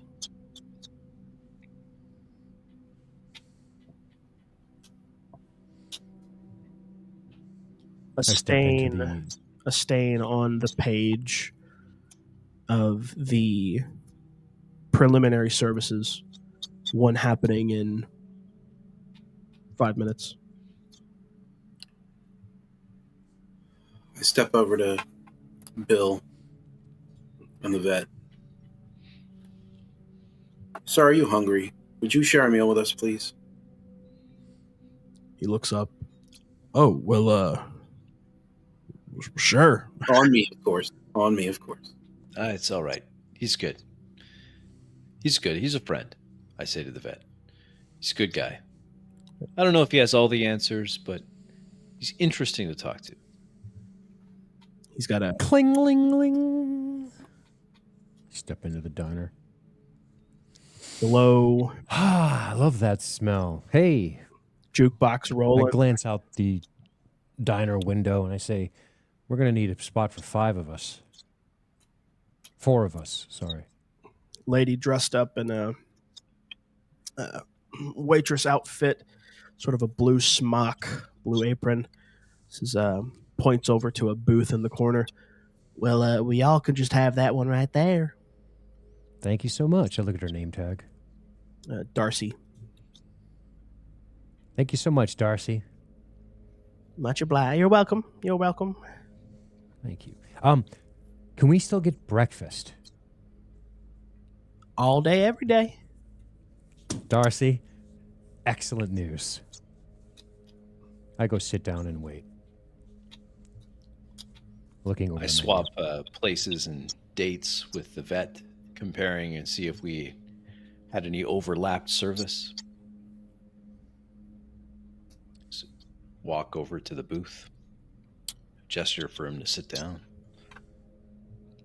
I slow step a bit in through the front door, scanning for cork boards, countertops, seeing if there are any flyers pinned, any flyers on the countertops, scanning tables.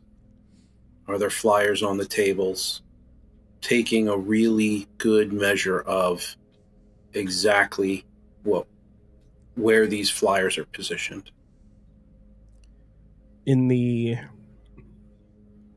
empty tables, in an empty booth, any place there's an empty space, a flyer has been set down. Even going as far as to set 4 flyers on an open table, one for each occupant. On the far wall, a bulletin board, all of the looking for work signs, the for sale signs of different items covered by these posters. I approach the cork board and I pull one down and I smell it. The same pungent hint of essential oil.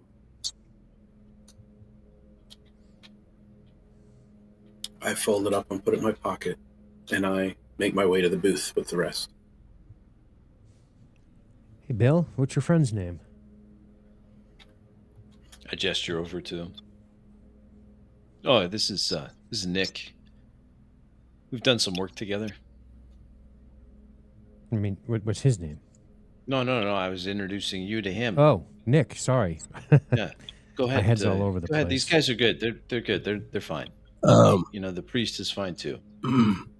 My name is Bobby. Pleasure to make your acquaintance, gentlemen. Yes, sir, Bobby. I wave the waitress down. Bobby, we're going to see you at the Arrival or Revival tour tomorrow? A wheezing cough. Yeah, well, maybe. They don't typically let folks like me around that shiny place of theirs. Folks like you?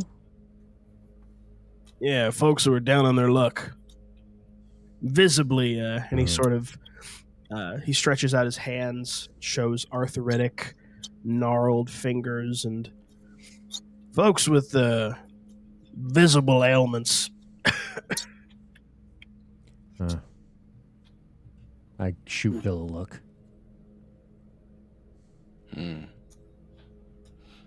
Father, a little too hard of the case, aren't we? This is Bobby. Hey, Bobby, how are you? Thanks for joining us for a meeting. Yeah, well, free food is the best food. Order whatever you like. You can get whatever's on the menu twice if you like. He smiled. So, why wouldn't they let you around their services, their worship center? Are they? I've heard things about the pastor there, Rook, being able to heal people. It's a bunch of hog swallop, I tell you. He wraps his hand on his knee, and it makes a. They get one look at this leg of mine, they wouldn't let me reach the front. I'm sorry to hear that. I lean out of the booth and sort of look past our table and see if there's anybody looking at us, watching us, or what have you. Anything like that. Phil. Few eyes at the stepping in of a Catholic priest in his vestments tends to stick out a bit.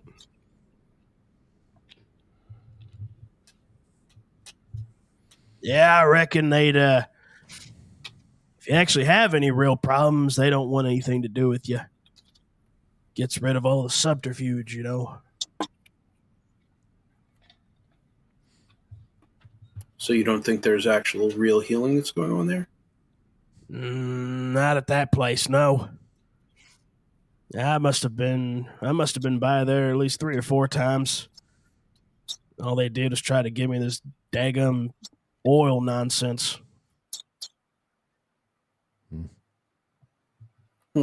What'd they tell you to do with it? No, they just said to rub it on the area and pray. And if I had enough faith, if I gave enough money, God would heal me. He I reaches, give a meaningful look to Father Edmund. reaches into a pocket, pulls out a small brown glass vial, sets it down. The label kind of Ooh. worn off. I pick up a napkin and gently just let it drift over the top of it to hide it out of sight. How many times have you even used the oil, and how many times were you able to? He sort of shakes the empty bottle. I mean, I dang near poured the whole thing out. Sets it back down. His fingertips rash-ridden.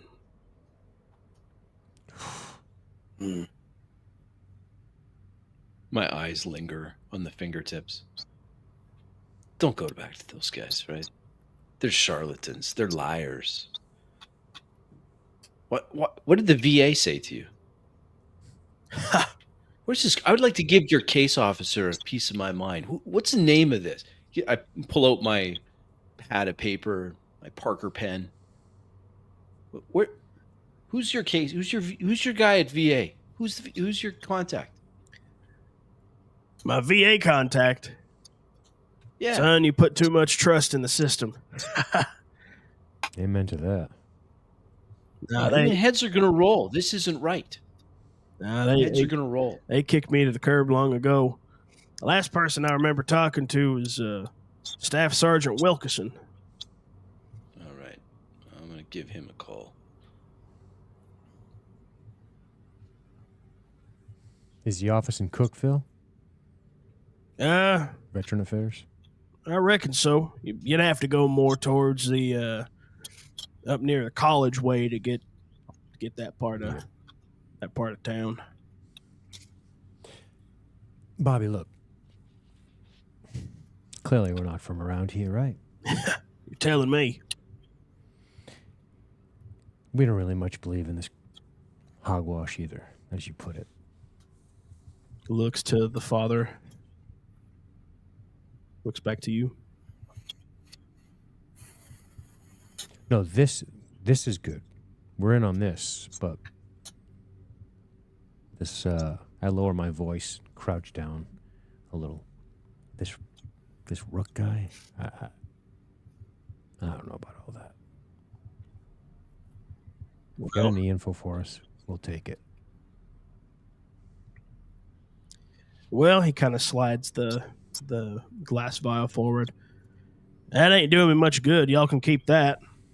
I visibly sit back from it as he pushes it forward. He pops the top off. I must say, it pours it on a red. No. Just recork it, and just we'll take it. Okay. He stops it back up.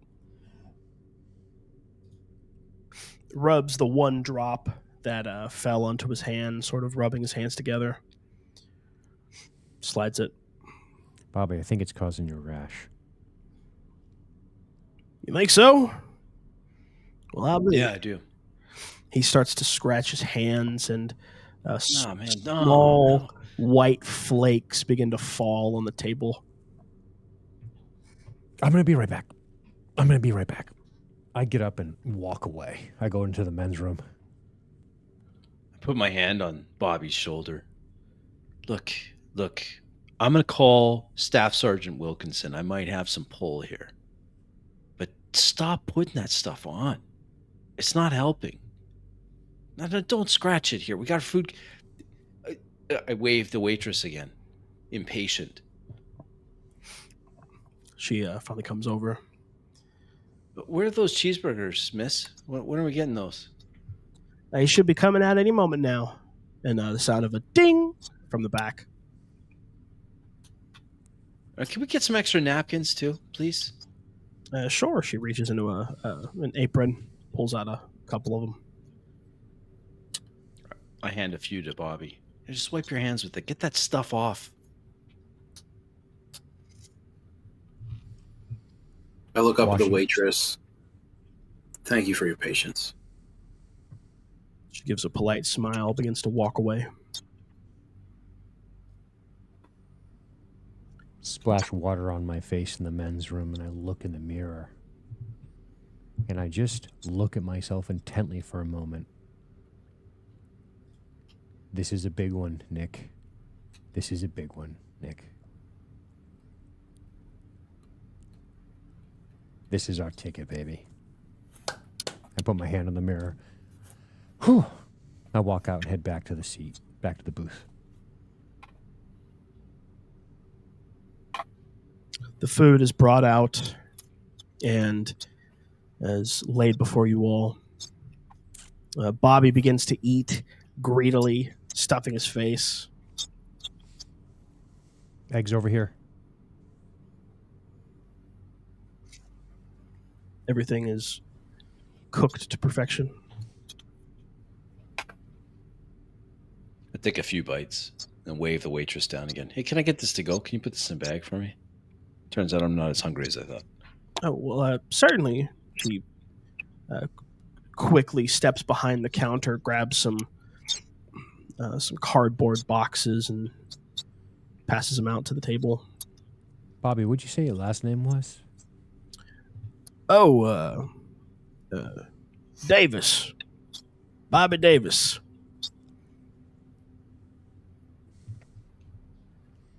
Bobby, it was nice meeting you. You gave us a lot of great information.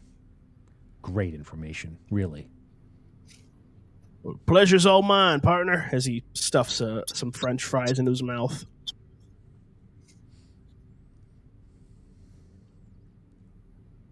Eating greedily. Gentlemen, the sun is is heading down.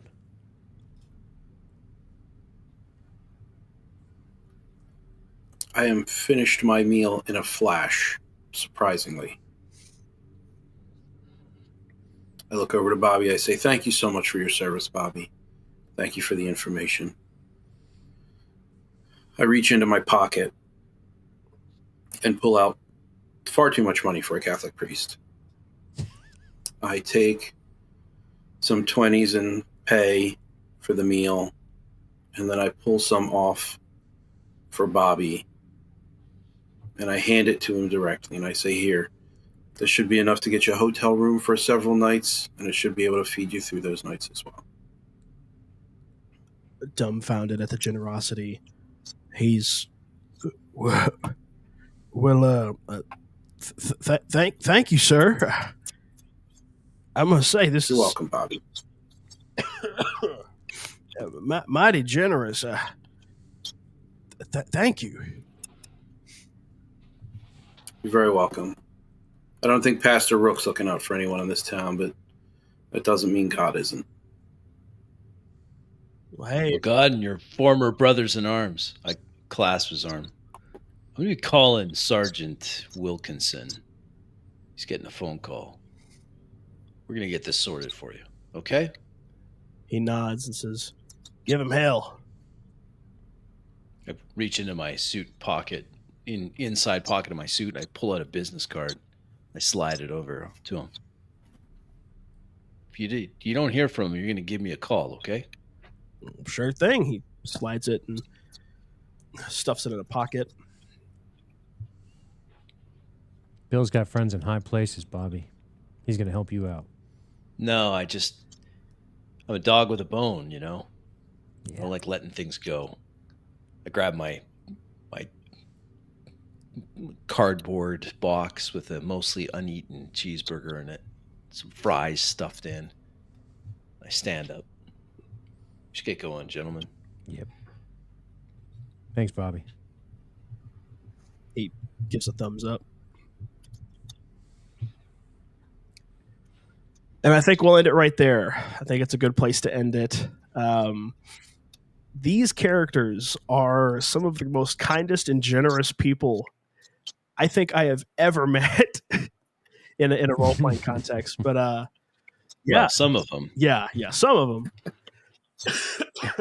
they have their Bill's generous too. He's just generous with an attitude and with suspicion, and it's just a different kind of generosity. yeah. When I have a 3 in leadership. Okay, I'm role playing. Nick is generous to ensure he gains. I think he gained every time he was generous. for sure. No, And I'm just generous, I guess. yeah. Yep. Man of the cloth. Yeah, man of the cloth. So a lot That was of fun. yeah, a lot Good of time. a lot of really cool information being let out. I got to say, I did not expect the direction that y'all would go. I really kind of let y'all really push the pacing forward. So the fact that it was a little bit more slow burn, I was not at all like unhappy with that. I thought that was great. I thought y'all did a great job of keeping things moving, but poking and prodding and looking for that intrigue. I cannot wait to see what kind of firestorm next session is about to be. As we go stomping around some unhallowed ground at night. Yes. I'm very excited. Very, very excited. Very much looking forward to this. Cool. So I will yeah. Do you guys like your characters? Yeah, dude, I love y'all's character. No, my guy's a jerk. I hate him. I love my character. Yeah. I That's love your awesome. character. Yeah. Yeah. I like. And I like love Dean's character, Nick, too. and I love Bill. I don't know. You guys are like, I feel like, I don't know, man. I feel like a stick in the mud, right? Like, you hate guys are this so guy. animated. You're so into it. Yeah. You're calling out the restaurants as we pass them. And I'm just Just father here. stick in the mud in the back of this car, just kind of going with the It flow. kind of 'cause works it's- though. It kind of works because You did a great thing with that, like disappearing into the Yes. diocese for That was 15 awesome. minutes. That was That was cool. awesome. Thank you. what's in that bag? I wonder. No, I thought that I was already great. saw it. It's all this gear. Yeah, all It's the awesome. the machine gun. Yeah, well, it's like I had to make up for the fact that you asked me earlier, like way early in the game, where's your stuff? And I went, I didn't bring anything. Yeah. And then I went, oh dang, I guess I didn't bring anything.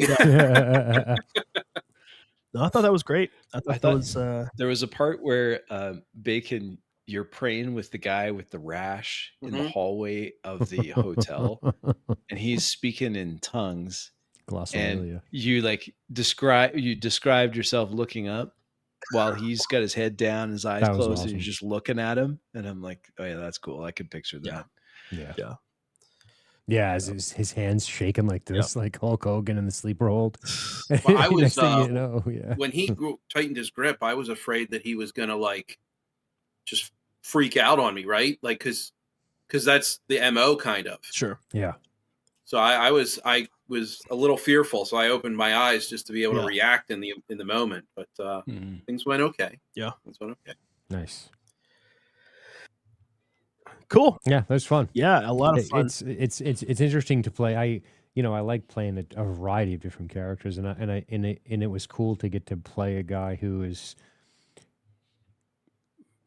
What you guys don't know is that there's really no emotion under any of the shit he's saying. Yeah.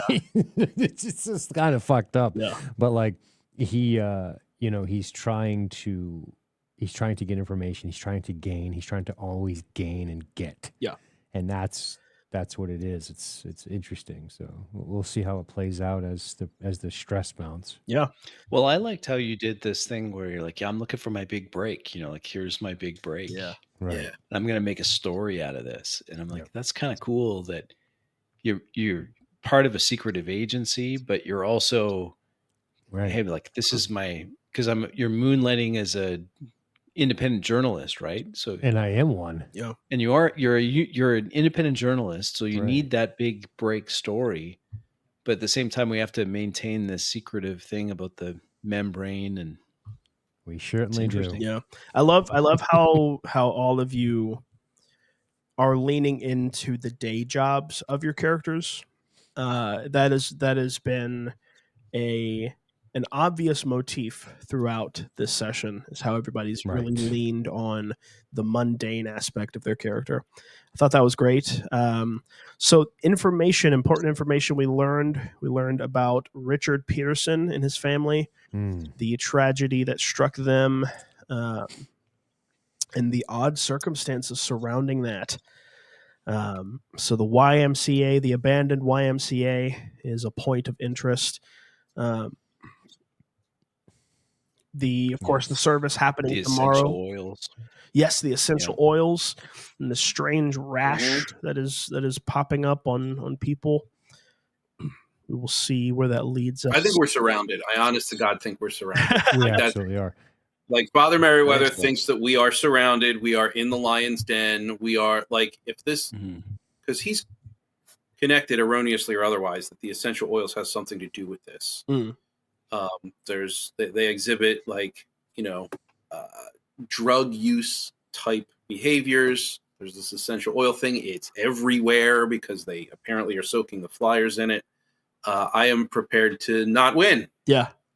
Win in quotes. I'm prepared to just, Presumably, since the agency has some technology that might be a little bit more advanced than, say, the mundane, I would assume the enemies have access to certain things. So one of my instincts was to say, this oil may make them more susceptible to the ravings of Rook. Sure. But the side effect is something physical. But I don't know if I should say this out of character while talking to you guys, but I have a theory on the whole YMCA thing, but maybe I'll save it for in character. Sure. I prefer that. Yeah. Yeah, save it. Save it. And I didn't mean to say win. Win's a bad word. It was just a turn of phrase. I don't think there's any winning or losing at role playing. I got exactly what you meant. Yeah. Okay. No, we're good on that. By the way, I think Bill's going to lose. Well, first of all, Nick thinks he's going to win. So yeah. It's kind of Nick is optimistic. That's it's kind of what he does. Nick is thanks, honey. Yeah, Nick is like, I know what I'm going to do. Yeah. That's right. Well, Uriah, thanks for running this. I know you're feeling under the weather, so it's nice of you to do this for us. Yeah, thank you so much. Always a pleasure. Yeah, I'm on the upswing. It's just all sort of the residual crap that's still stuck in there. But yeah, I feel you. Thanks, folks, for checking this out. If you enjoyed this and you want to see more awesome role-playing content from this channel, make sure to like and subscribe. Go check out all of these guys' channel in the description. My channel will be in the description as well. And go show these guys some love. Some really cool things are going to be happening in the near future, and I'm super excited for all of them. But yeah, that's all from us. Go check out the other videos that we have, other Shadow Dark sessions we've ran in the past, and be on the lookout for stuff in the near future. So thanks, folks. Peace, and God bless. Bye, guys. Take care, everyone.